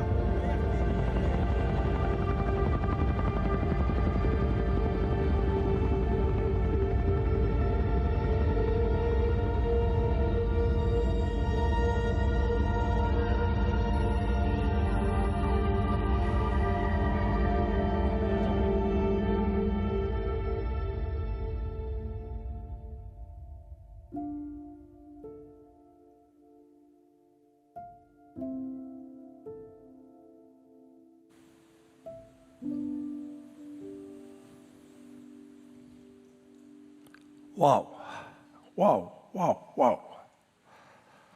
On n'applaudit pas ce film-là. Il faut le laisser agir en nous et nous ramener aux vraies raisons de l'existence, qui n'est pas la guerre, qui est l'amour. Moi, je ne suis fier ni de mes 33 livres, ni de mes 1500 campagnes. J'ai participé de près ou de loin à 1500 campagnes, ni à mes 20 campagnes présidentielles à travers le monde, ni à tout ce que j'ai pu faire, ni à ce qui est devenu mon agence. On a démarré à 2, on est aujourd'hui 20 000. Moi, je suis fier d'une seule chose, je suis fier de ma femme. Avec Sophie, nous avons 5 enfants. Je suis le seul publicitaire à avoir 5 enfants de la même femme. Et depuis 43 ans, nous avons un amour absolument sans tache. Nous ne nous sommes jamais disputés. Pas une seule fois. Pas une seule fois tourner le dos dans un lit. Pas une fois un mot plus haut que l'autre. C'est l'amour parfait. On ne fait rien d'ailleurs pour ça. Je ne me lève pas tous les matins en me disant attention, faut t'occuper de ta femme aujourd'hui. Non, c'est absolument naturel. Bon. Et tous les matins, quand je me réveille, y compris ce matin, il était 5h30 du matin, ma femme me dit « Chérie, tu es beau, je t'aime, tu es beau ». Je dis « Qu'est-ce qui se passe ?» Cahuzac qui est passé dans la nuit m'a replanté des cheveux. Je me précipite vers mon miroir. Je vois ma sale gueule d'octogénaire décatie. Je dis « Ouf, ta femme est amoureuse, puisque l'amour est aveugle. » Et je pars retrouver ma maîtresse. Et ma maîtresse, c'est vous. Qu'est-ce que je fous là 4 heures de bagnole ce matin, 4 heures de bagnole ce soir, uniquement pour vous picouser, uniquement pour que les jeunes qui sont là sachent que demain, ce qui compte, ce n'est pas la data, c'est l'idée. Qui comprennent tout ça, qui comprennent que nous devons être hybrides et pas tech, et que le tech sans affect n'est que ruine de l'homme, qui comprennent tous ces messages-là et qu'ils aiment la pub. Plus vous aimez la pub, plus elle vous aimera. Plus vous donnerez à la pub, plus elle vous donnera. Plus vous glorifierez la pub, plus elle vous glorifiera. Pourquoi ? Parce que la pub, c'est très simple. C'est d'avoir des idées. Les idées, c'est encore plus simple. L'argent n'a pas d'idées, seules les idées font de l'argent. Les idées, c'est le moteur de la vie, le moteur du progrès, le moteur de la création. Alors, je finis d'un film. Il y a une dizaine d'années, j'arrive un soir à Sao Paulo. Les créatifs étaient là, j'arrive à l'agence et ils me disent « C'est sympa que tu sois là, demain on a une consultation. On est en compétition contre 2 autres agences, il faut absolument qu'on gagne. Tu vas venir avec nous présenter la création. » Je dis « Bon, montrez-moi. » Je dis « Écoutez, c'est nul les enfants. Alors moi, je ne vais pas présenter ça à un client, c'est nul. C'est nul. Bon, écoutez, il est 8h du soir, on a jusqu'à 8h du matin. Là-bas, il faut arriver avec un film tourné au Brésil. Je dis, écoutez, bloquez le studio, demandez à tout le monde de rester là. On se met autour de la table, il faut trouver une idée. Et le lendemain matin, à 8h du matin, je suis arrivé chez l'annonceur et je n'ai pas dit un mot. Je dis, monsieur, simplement vous regardez. Et après, on se parle. Regardez.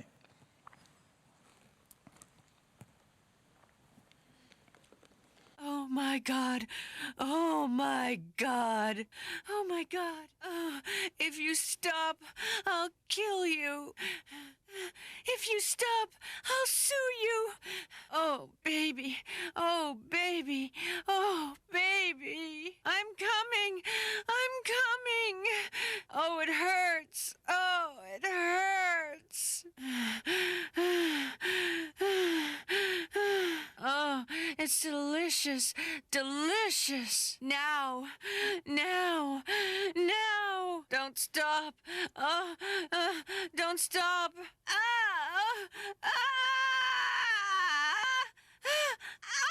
Not so much. Not so much. Faster, faster, faster. I don't feel a thing. I don't feel a thing. Put it all in. Put it all in my name.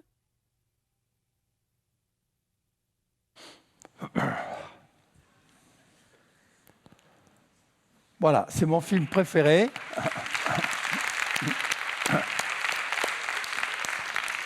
C'est mon film préféré parce qu'il a coûté 0 €, 0 $.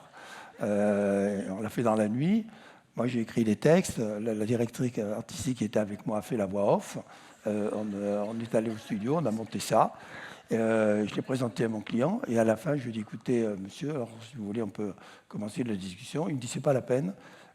J'ai renvoyé les 2 autres agences qui étaient avec vous. Vous avez le budget.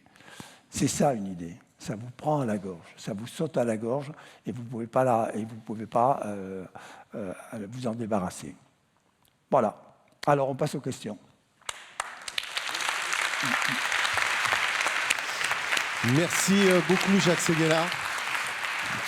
Jacques, si vous voulez vous asseoir. On se tutoie. Mais si tu veux, oui. Je voulais star. Non, justement. Jacques, merci du bon moment que tu nous as fait passer. One Man Show, seul en scène.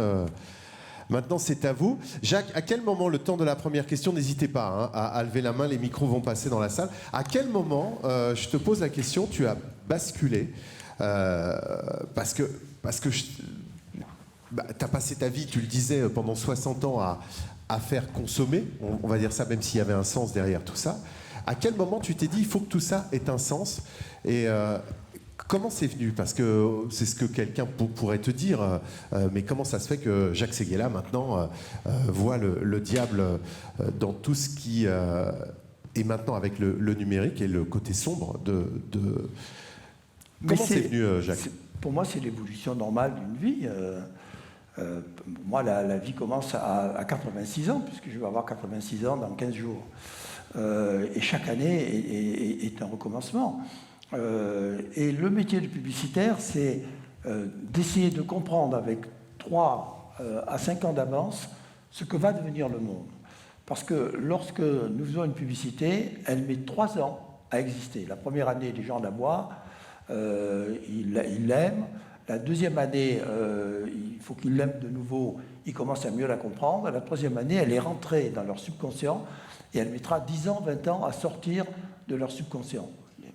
Certains des films que vous avez vus là, Monoprix, dans 10 ans, vous penserez encore que vous avez une larme en regardant Monoprix. Donc c'est pour arriver à ça. Pour arriver à ça, il faut comprendre ce que va devenir la société. Moi, ma façon de réfléchir, comme dans la publicité, on n'a pas le temps de réfléchir, on a tellement de choses, etc. On est bousculé toute la journée au cours d'un client à l'autre, d'une idée à l'autre, d'un créatif à l'autre. Je le fais en écrivant. Tous les matins, j'essaye de me lever vers 6h30 et j'écris 3, 4 feuillets avant d'aller retrouver mon bureau où j'arrive à 8h30. Et puis les week-ends, j'écris, donc j'en suis à mon 34e livre qui s'appelle Où va le monde? Et au fur et à mesure, au début j'écrivais sur la publicité, puis j'ai écrit sur mes rencontres, et puis peu à peu j'ai été porté vers l'actualité et surtout ce futur qui a de l'avenir, qui est ce nouveau monde qui s'invente. Et j'écris avant tout pour les jeunes. C'est eux, de même que tout ce que je peux leur dire, c'est à eux que ça s'adresse directement. Nous, les vieux cons, c'est fini. Quand on voit dans quel monde, dans quel état on laisse la France, j'ai honte vraiment de ce que c'est devenu. Tout ça parce qu'on n'a pas compris dans les années 80 et 90 que la vie n'était pas l'argent, le stress, le strass, que la vie c'était l'autre, que la vie c'était l'humain, que la vie c'était de faire les choses ensemble, que la vie c'était la société qui s'invente, qui est cette société de ce nouveau monde, et cette envie de sauver le monde. Quand on voit c'est une gosse de 13 ans qui a donné ce message-là, vous avez vu quelle est la personnalité de l'année au Times. C'est le pouvoir de la couverture de Times qui va sortir. C'est Greta avec le pouvoir de la jeunesse. Et ces imbéciles n'ont pas été foutus de lui donner le prix Nobel. Évidemment, c'est que des vieux cons. Non, ils n'ont rien compris. Bon, il faut faire confiance à cette jeunesse qui, elle, va inventer le monde de demain, qui, comme je dis, sera un monde tellement plus frugal, mais tellement plus axé sur la collaboration, sur la collectivité, sur le fait de faire les choses ensemble. D'ailleurs, les startups, c'est ça. On est quand même le 2e pays du monde, après l'Amérique, qui ont plus de startups. Non, la France va bien. Je ne sais pas pourquoi, d'ailleurs, tout le monde se panique. et tout le monde est dans la rue, on ne sait pas pourquoi. La France va très bien, c'est la première fois qu'elle est en tête des pays européens. D'abord, on était les derniers de la classe. Alors, on a notre chômage qui nous alourdit, mais le chômage baisse maintenant durablement. On va faire 1,3, 1,4, sauf que les grèves nous font perdre 0,2% par semaine. On perd 0,2 points du PIB par semaine. Ça coûte 400 millions par jour de grève. 400 millions, mais donnons-le aux gens qui en ont besoin, au lieu de se mobiliser pour des imbécilités. Bon, c'est incroyable, ce pays. On est le pays qui a le plus de start-up avec les États-Unis. On est le pays qui crée le plus d'emplois en Europe, ce qui arrive à compenser notre chômage. Donc on est dans une sorte de regain, et ça va être complètement stoppé. D'ailleurs, quand vous regardez les méfaits des Gilets jaunes, moi je comprends évidemment leurs revendications, je comprends leurs grèves, mais on ne fait pas la grève en cassant sur les Champs-Élysées. C'est pas ça, la démocratie. La démocratie, c'est le respect de l'autre. On ne fait pas des grèves en se tapant dessus. On fait des grèves, alors oui, qu'on défile à 2 millions, 3 millions dans la rue, je suis prêt à les défiler, mais pas en bloquant les trains et pas en emmerdant les gens. Simplement en se renouvelant, en se donnant par la main, en disant maintenant voilà ce qu'on demande à l'État, et l'État le ferait de grand cœur, au lieu de ces combats permanents. N'hésitez pas à lever la main, sinon ça va durer encore des heures comme ça. Hein. Oui. Merci Jacques pour ta réponse. Bonjour. Bonjour. Alors, vous vous présentez et la question. Je m'appelle Roméo, je suis un étudiant de l'EDEC. Roméo ? Oui. On applaudit, il s'appelle Roméo. Alors, qui est ta Juliette ? Est-ce que c'est ta Juliette qui est à côté de toi ? Oui. Roméo, ça tombe. Voilà, couple d'amour. Voilà, je vous en donne pour 44 ans et 5 enfants. Jacques, ça tombe bien, parce que Roméo, je lui coupe la parole 30 secondes, parce que je voulais vous le présenter tout à l'heure. Donc je sais pourquoi il prend la parole, peut-être. Il a une drôle de question, mais Roméo, il s'occupe des étoiles de la pub. C'est une association à l'EDEC. Et donc j'espère bien que vous pourrez le rencontrer à l'issue de cette session, parce que les étoiles de la pub, c'est un super événement dont on va être partenaire. Et voilà, je redonne la parole à Roméo. En parlant d'étoiles, justement, vous nous avez vraiment mis des étoiles dans les yeux en nous montrant ces deux publicités. Merci. D'abord, une où vous avez parlé au président et où vous avez besoin d'un porte-avions et d'un sous-marin pour faire quelque chose de vraiment magnifique. Et ensuite, une autre que vous avez fait en seulement une nuit avec pas du tout de matériel et seulement la voix de votre collaboratrice. Et je me demandais si vous pensiez que justement, il n'y avait vraiment pas de limite à ce qu'on pouvait faire et s'il suffisait vraiment juste d'une idée, à votre avis, pour faire quelque chose de vraiment beau et impactant comme ce que vous nous avez montré, et si vous aviez d'autres exemples de créations comme ça qui ont vraiment vu le jour très rapidement et juste à partir d'une idée. Mais je reviens de faire une autre conférence, parce que bien sûr il y en a des centaines. Là, je ne te montre que des films qui viennent de l'agence, auxquels j'ai participé. Mais si tu mets l'ensemble des agences du monde, c'est le plus beau spectacle du monde. Alors le drame de la publicité, c'est qu'elle est comme le cinéma. Il y a combien de navets au cinéma pour un grand film ? Alors, il y a combien de campagnes dans la publicité pour une grande campagne ? Ou comme la peinture, combien de toiles minables pour une grande œuvre, et comme la musique, comme tous les arts. C'est pour ça d'ailleurs que c'est un art. Mais ce qui est formidable dans la publicité, c'est que elle se renouvelle en permanence, mais elle dit toujours la même chose. Et moi, je n'ai trouvé que, je l'ai dit, qu'une définition de la publicité, c'est que lorsque la neige fond, elle devient le printemps. Il faut que la publicité transfigure la vie, transfigure les produits de consommation. Qu'est-ce qui est plus débile que de faire 1 heure de course pour amener une bouteille d'eau chez soi ? Mais quand c'est de l'évian, on rapporte de la jeunesse chez toi, on ne rapporte pas de la flotte. De la flotte, d'abord en plus elle n'est même pas chez nous, donc évidemment sa pub est débile. Bon. La publicité, tout le monde l'attaque, tout le monde pense qu'elle va mourir. Elle ne peut pas mourir, puisqu'elle est l'âme des marques. Et l'âme est immortelle, comme je l'ai expliqué tout à l'heure. Donc il faut bien savoir que tous les marques qui ont décidé à un moment donné de baisser leur publicité ou de stopper leur publicité sont mortes. 80% des marques que j'ai connues moi au XXe siècle n'existent plus aujourd'hui. Et 80% des marques que vous consommez aujourd'hui n'existeront pas à la fin du siècle. Donc, le privilège, la force et le côté indispensable de la publicité, c'est de créer ces marques immortelles et de le faire à coup d'idées toujours renouvelées. L'empreinte. Merci beaucoup de ces applaudissements. D'autres questions peut-être dans la salle, n'hésitez pas, on a la chance d'avoir Jacques Ségué là. Oui, là-haut Emmanuel. Bonjour, Béatrice Gaulier, donc je suis responsable communication au Golfe de Mérigny. Merci beaucoup pour votre présentation. Voilà, je ne vais pas m'étendre parce que je pense que tout le monde pense la même chose.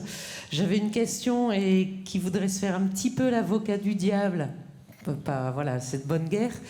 Vous dites que voilà, par rapport aux GAFA qui nous manipulent, vous vendez du rêve et de la beauté. Donc effectivement, dans la publicité, il y a plein de choses magnifiques et c'est de l'art. Mais est-ce qu'il n'y a pas aussi une manipulation du désir de l'autre et pour lui faire acheter aussi un produit dont il n'a pas forcément besoin? Voilà. Est-ce qu'il n'y a pas quelque chose d'un petit peu pervers aussi? Je me fais l'avocat du diable. Merci. Mais vous avez raison, et c'est vrai, mais c'était surtout vrai au XXe siècle. Parce que dans le XXe siècle, je vous ai montré d'ailleurs un film qui dit ça, il est magnifique, le film sur l'hypermarché du père et du fils. On est allé, je le dis à un moment donné de ma conférence, on est allé beaucoup trop loin. On est allé de la consommation à la surconsommation, et aujourd'hui, il faut aller vers l'alter-consommation. Consommer mieux, consommer moins. En mettant toujours l'humain au centre de la consommation le futur et les grands combats du monde du moment au centre de la communication. Comme je vous le disais, les annonceurs, ce n'était pas vrai au XXe siècle. Il y avait très peu d'annonceurs au XXe siècle qui se lançaient dans les combats planétaires. Il n'y a plus une grande marque aujourd'hui, pas une dans le monde, qui n'ait pas son propre combat pour la survie du monde, pour, comme le disent les Américains, a better world. Et donc, à la fois, elle se rachète un peu de cette surconsommation qu'elle a créée, et à la fois, elle doit nous guider vers une autre consommation, et une consommation beaucoup plus raisonnable, beaucoup plus raisonnée.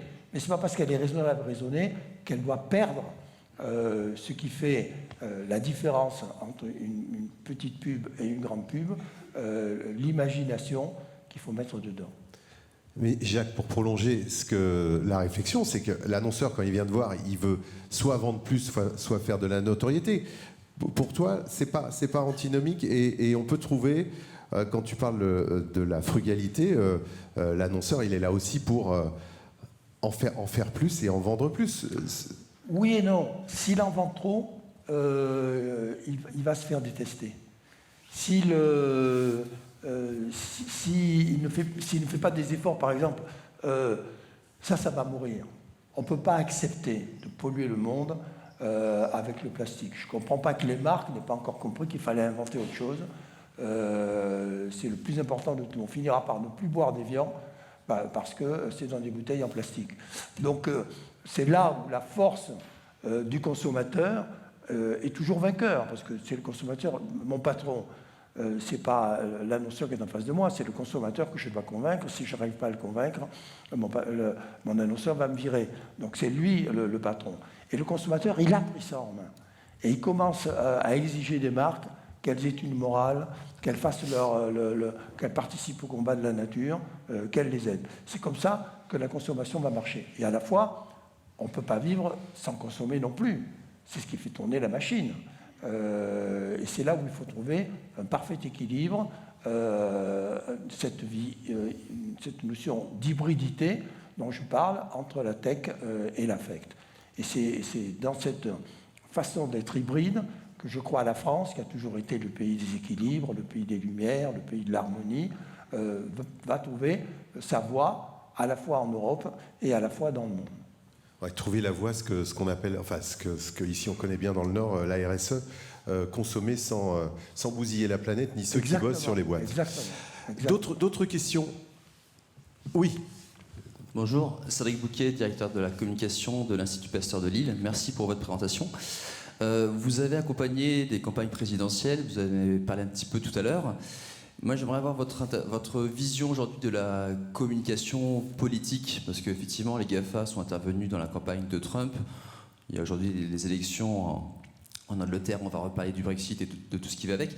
Quelle vision vous avez, vous, de la communication peut-être du gouvernement actuel? Enfin, ça va très vite, la communication a beaucoup changé, je pense, par rapport à ce que vous avez fait il y a quelques années.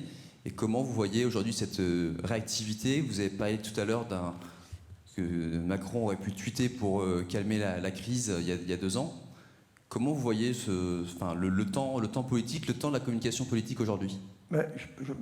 Moi, j'ai voté Macron et je revoterai Macron parce que il n'a qu'une idée chevillée au corps, c'est de faire entrer la France dans la mutation, dans le changement, dans les réformes. On ne peut pas continuer, si on veut que nos enfants demain ne meurent pas de faim, on ne peut pas continuer une France dans l'état politique dans lequel on est. C'est absolument impossible. D'ailleurs, la réforme de la retraite, elle est fondamentale dans tout ça. Donc, je serai toujours défenseur de Macron. C'est pas pour ça que je me priverai de le critiquer. Parce que je pense qu'il a manqué de 2 personnes indispensables pour faire marquer une entreprise, un bon DIRCOM et une bonne DRH. Voilà. Il n'a pas su... Tout ça se fait très vite. Il n'y a pas de préparation. Mitterrand, il s'est préparé pendant 20 ans, 21 ans, puisqu'il a été élu au bout de 21 ans de combat politique à la présidence. Quand il arrive en présidence, il avait déjà tout dans sa tête. Et la première fois que je l'ai rencontré, je lui ai dit « Monsieur, quelle est votre principale force ?» Il me dit « Ma force, c'est pas moi, c'est mon team. » Enfin, il ne m'a pas dit team, il m'a dit « Je ne suis plus mon équipe. » Bon. J'ai dit « Mais c'est quoi votre équipe ?» Il dit « Mais moi, depuis 20 ans, dès que je vois à la sortie des écoles, des grandes écoles, que je rencontre dans la rue, que je vois quelqu'un qui perce, qui a de l'intelligence, j'essaye de le ramener à moi, de le ramener à mes idées et de constituer une vie comme ça. » Et d'ailleurs, quand on regarde bien le socialisme, qui n'a pas été parfait, mais la qualité qu'il y avait autour de Mitterrand, de tous les ministres de Mitterrand, je ne peux pas comparer avec aujourd'hui, ce ne serait pas très fair-play, mais c'était quand même autre chose, c'était quand même un autre niveau. Bon. Donc, ça a manqué à Macron parce qu'il n'a pas eu le temps de se préparer. Bon. Et deuxièmement, il est arrivé sans aucune préparation politique et sans aucune préparation à la communication. Donc, au début, il a fait une première faute. Pourtant, moi, j'en avais parlé avec lui. Il m'a dit, je veux faire un cadeau aux riches. J'ai dit, non, tu fais d'abord un cadeau aux pauvres. Puis après, tu fais un cadeau aux riches. Tu t'occupes d'abord des pauvres. Tu fais, le premier jour, tu fais un Grenelle de la pauvreté. La France est une magnifique machine à faire de l'argent, à créer de la richesse, et c'est une horrible machine à créer de la pauvreté. Il n'est pas normal que dans un pays aussi riche que la France, il puisse y avoir de tels écarts. C'est pour ça que les Gilets jaunes sont nés. On ne peut pas accepter aujourd'hui qu'il y ait des gens qui vivent avec 800 € par mois. Ce n'est pas possible. Alors qu'on pourrait très bien arriver... Déjà, ils nous mettent une retraite à 1 000 €, ce n'est pas assez, il faut la mettre à 1 200.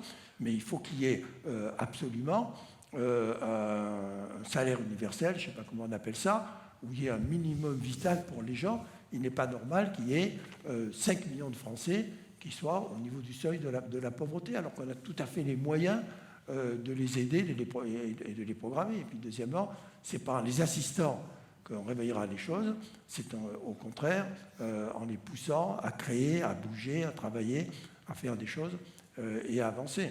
Alors, il y a eu ce premier marqueur où il est devenu le président des riches, alors que ce n'est pas tellement lui, mais ça lui colle à la peau.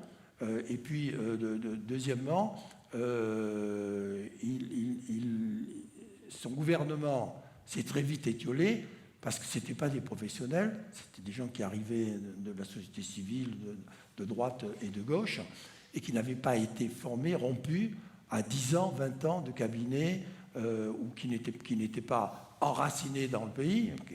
Pourquoi les maires sont les seuls politiques adorés des Français alors que tous les autres sont honnis? Parce qu'ils sont directement dans la rue, en train de prendre leurs administrés dans leurs bras, de les écouter, de se défoncer pour leur quotidien et de les aider. Et c'est une longue pratique. D'ailleurs, on voit bien que les maires sont à 50% en permanence réélus, parce que quand ils font bien leur job, personne n'a envie de les quitter. Et ce n'est pas le parti politique qui décide d'eux, c'est le peuple qui décide au-delà de la politique. D'autres questions? Oui, les bras se lèvent. Bonjour, je me présente Émeraude, je suis transmetteur. Oui, levez-vous, je me Émeraude. lève. Merci. Je voudrais savoir si les agences de pub, elles doivent craindre à leur avenir aujourd'hui. Et la deuxième question, est-ce que par hasard vous auriez refusé de porter certaines campagnes? Oui, la première question c'est... Est-ce que les agences de pub vont être à vocation à disparaître? Non, la pub ne peut pas mourir. Vous l'avez dit tout à l'heure, mais il y a une question quand on voit que les GAFA ont au sein même de leur structure leurs propres agences. Oui, la pub ne peut pas mourir parce que c'est un soutien indispensable à l'économie. Et toute marque qui ne fait pas de pub ne peut pas devenir, dans un premier temps, nationale, dans un deuxième temps continentale, dans un troisième temps mondiale, qui est la seule façon, évidemment, pour les grandes marques de rayonner. La pub, elle va changer de peau, elle change tous les 10 ans. Et évidemment, aujourd'hui, elle est très accrochée au numérique. Le numérique fait déjà en pratique 50% des investissements sont dans le numérique, mais ça ne va pas durer. D'ailleurs, le patron du plus grand annonceur du monde, le patron du grand lessivier mondial, l'an dernier, a supprimé 200 millions de dollars d'investissement sur le digital, parce qu'il a dit à ses agences digitales, moi, j'ai fait des études et j'ai vu que 50% de mes messages étaient vus 2 secondes, pas plus de 2 secondes, et que 50% de mes autres messages étaient lus par des robots. Parce qu'est-ce qu'il y a de l'autre côté du net? Des robots.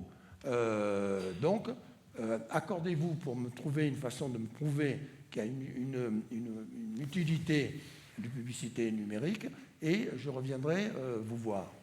Et quand on regarde le Super Bowl, qui est cette grande soirée américaine, qui est la fête du baseball, etc., cette année, le spot de 30 secondes s'est vendu 5,6 millions de dollars, 10% de plus que l'an dernier, qui montre bien que le point culminant de la publicité n'est pas en train de baisser. Mais elle doit réussir à comprendre la communication digitale et à devenir effective et efficace dans la communication digitale, de toujours partager, de devenir hybride, donc de toujours partager entre le tech et l'affect. Et d'ailleurs, ce sont les agences créatives qui résistent le mieux à la crise que connaît la publicité aujourd'hui, à la crise des GAFA, et dans le monde entier. Quel est le groupe le plus profitable cette année dans le monde? C'est le groupe Omnicom, qui est un grand groupe américain, où il y a les 3 plus belles agences du monde, qui sont des agences qui ont toutes 80 ans, DDB, TBWA, BDDP, enfin Bibideo, et elles écrasent les grosses autres américaines qui justement sont trop dans le digital et sont trop dans le média. L'autre question, c'était sur une campagne que tu as refusée. Alors ça, c'est des campagnes politiques. Moi, dans les campagnes politiques, dans les campagnes grand public, c'est très rare d'avoir un produit qui est un produit de mauvaise qualité. Hormis pour Petrolane, là tu t'es fait... Dans les campagnes politiques, ça se présente. Moi, j'avais 3 règles quand je faisais mes campagnes politiques. La première, c'est de servir un démocrate, de refuser de faire la campagne. La deuxième, qu'il soit honnête. Ça, le problème, c'est qu'on le sait après.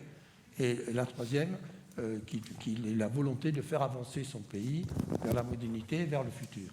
Alors j'ai refusé plusieurs campagnes. J'ai refusé la campagne de Baby Doc à l'époque, du Haïtien, qui était un dangereux potentat. J'ai refusé la campagne du Libyen, de Kadhafi. Kadhafi m'a envoyé son ambassadeur en France, qui m'a invité à déjeuner à l'ambassade, etc., et qui m'a dit, voilà, le guide a besoin de vous, il vous propose un contrat de 10 ans pour redresser son image et l'image du Libye, 10 ans à $1 million par an, payé en Suisse. C'était la double peine. Alors, je me suis vendu d'une lettre pour dire que c'est pas comme ça qu'il allait régler son image, qu'il fallait qu'il s'adresse à quelqu'un d'autre. Et puis, des quantités de candidats. Moi, j'ai toujours refusé les candidats africains, à part un seul candidat africain que Mitterrand m'a demandé d'aider, qui était Abou Diouf, qui était d'ailleurs un démocrate. J'ai fait 3 campagnes pour lui. La 3e, d'ailleurs, il a échoué. Il a quitté son pays sans une goutte de sang, en démocrate, etc. Alors après, on m'a collé sur la peau tous les dictateurs européens, africains, je ne les connais pas, je ne suis jamais allé dans leur pays, je ne sais pas qui c'est. Enfin, on n'a pas être que riche. Mais c'est fondamental dans la publicité politique d'avoir encore plus de rigueur et encore plus de morale et d'éthique que dans la publicité traditionnelle. Parce que là, sinon, on fausse les données. Moi, je ne mettrai jamais l'expérience que je peux avoir, le peu de talent que je peux avoir, au service d'une cause qui ne soit pas démocratique. Dernière question.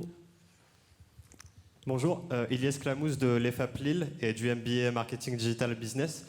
J'ai une question, donc je voulais vous remercier déjà pour la présentation et la qualité des créations. Merci beaucoup. Et j'avais une question sur, je voulais avoir votre avis sur l'utilisation des données dans la publicité. Donc, par exemple, dans la détection du fameux insight consommateur. Je voulais avoir votre avis justement sur, globalement, dans la publicité, êtes-vous réfractaire à l'utilisation des data ou non? Mais la publicité au XXe siècle, c'était des bombardiers que l'on envoyait au journal de 20 heures, déposer un tapis de bombes, qui est un tapis de spot, pour convaincre les Français.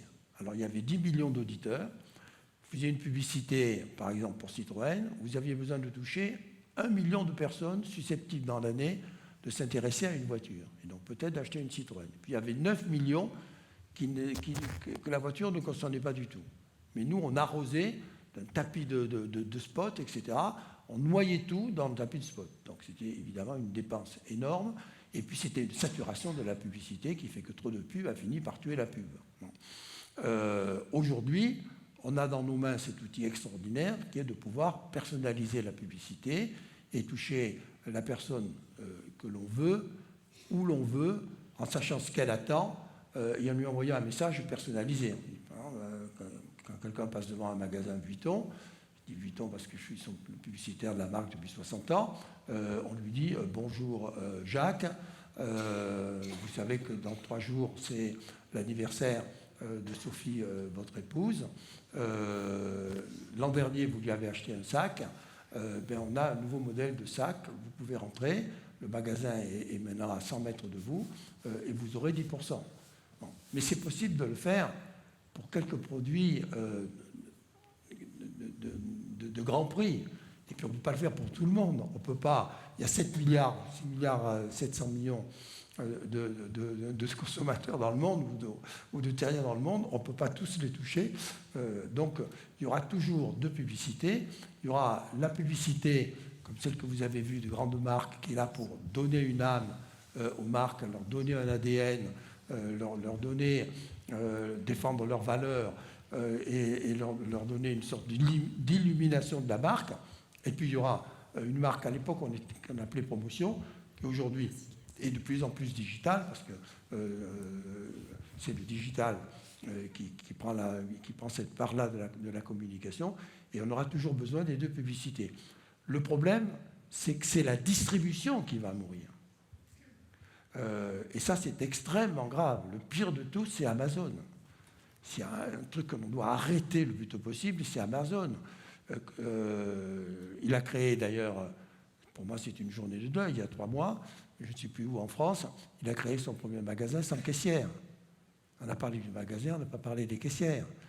S'il a eu l'idée 2 ans avant d'aller dans le magasin et dire, écoutez, il y a 30 caissières dans ce magasin, dans 2 ans, on va vous remplacer pour des robots, mais nous, pendant ces 2 ans-là, on va vous apprendre un nouveau métier et vous pourrez retrouver du boulot. Pas du tout. Il arrive, il casse tout, il fout tout le monde à la porte et il met de robots. On ne peut pas accepter ce monde-là. Et puis, on voit bien que l'e-commerce, très vite, ça va faire un achat sur 2. Et tout ça, ça veut dire que les petits commerces vont disparaître, que les magasins de centre-ville vont diminuer, que le monde va changer. Donc il faut impérativement réinventer le centre-ville, réinventer la communication aussi de centre-ville, aider les petites boutiques par tous les moyens. Et nous, qu'est-ce que l'on fait ? On les sacrifie en holocauste aux Gilets jaunes tous les dimanches. C'est le contraire de ce que doit faire un gouvernement. On va retrouver tout ce qui s'est dit et bien plus encore dans le dernier livre, dans ton dernier livre, Jacques, Le diable s'habille en GAFA. Tu restes avec nous pour les dédicaces. Vincent, président, voilà. Le mot de la fin. Oui, avant de la fin, on va quand même applaudir pour Jacques pour tous ces... Merci.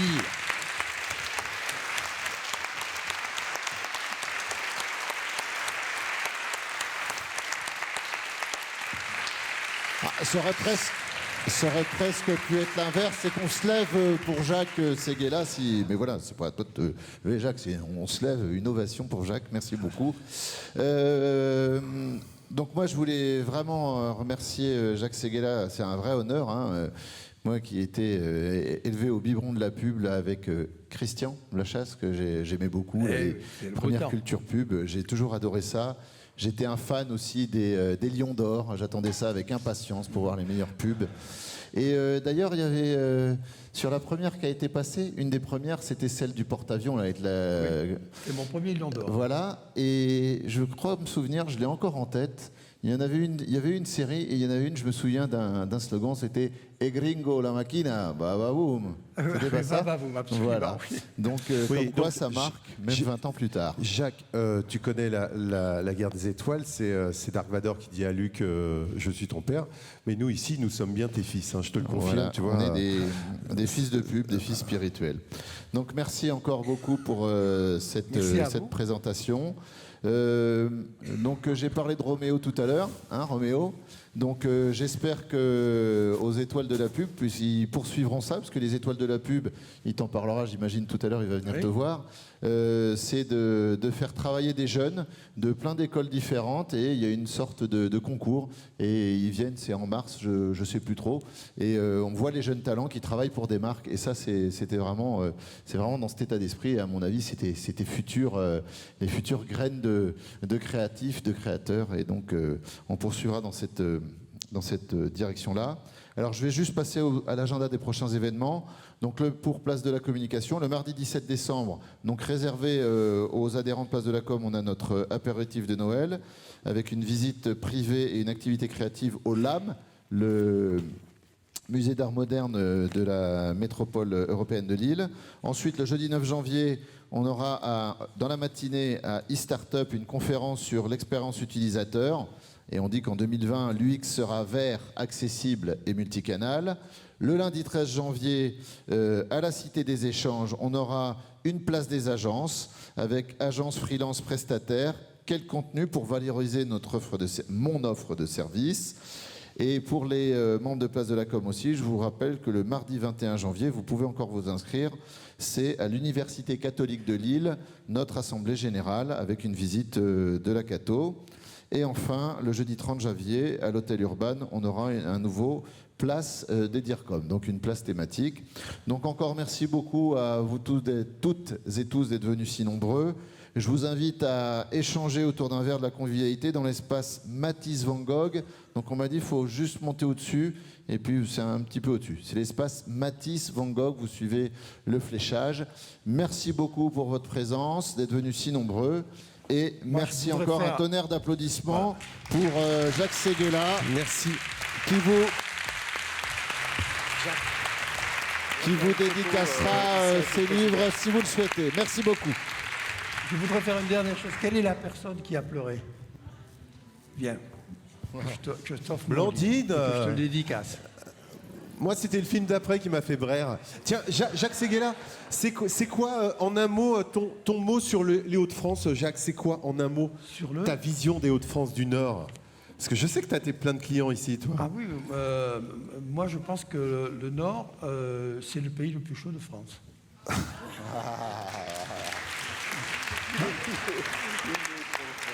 Et c'est pour ça qu'on l'appelait, on s'est trompé, le Haut-de-France, mais c'est le chaud de France.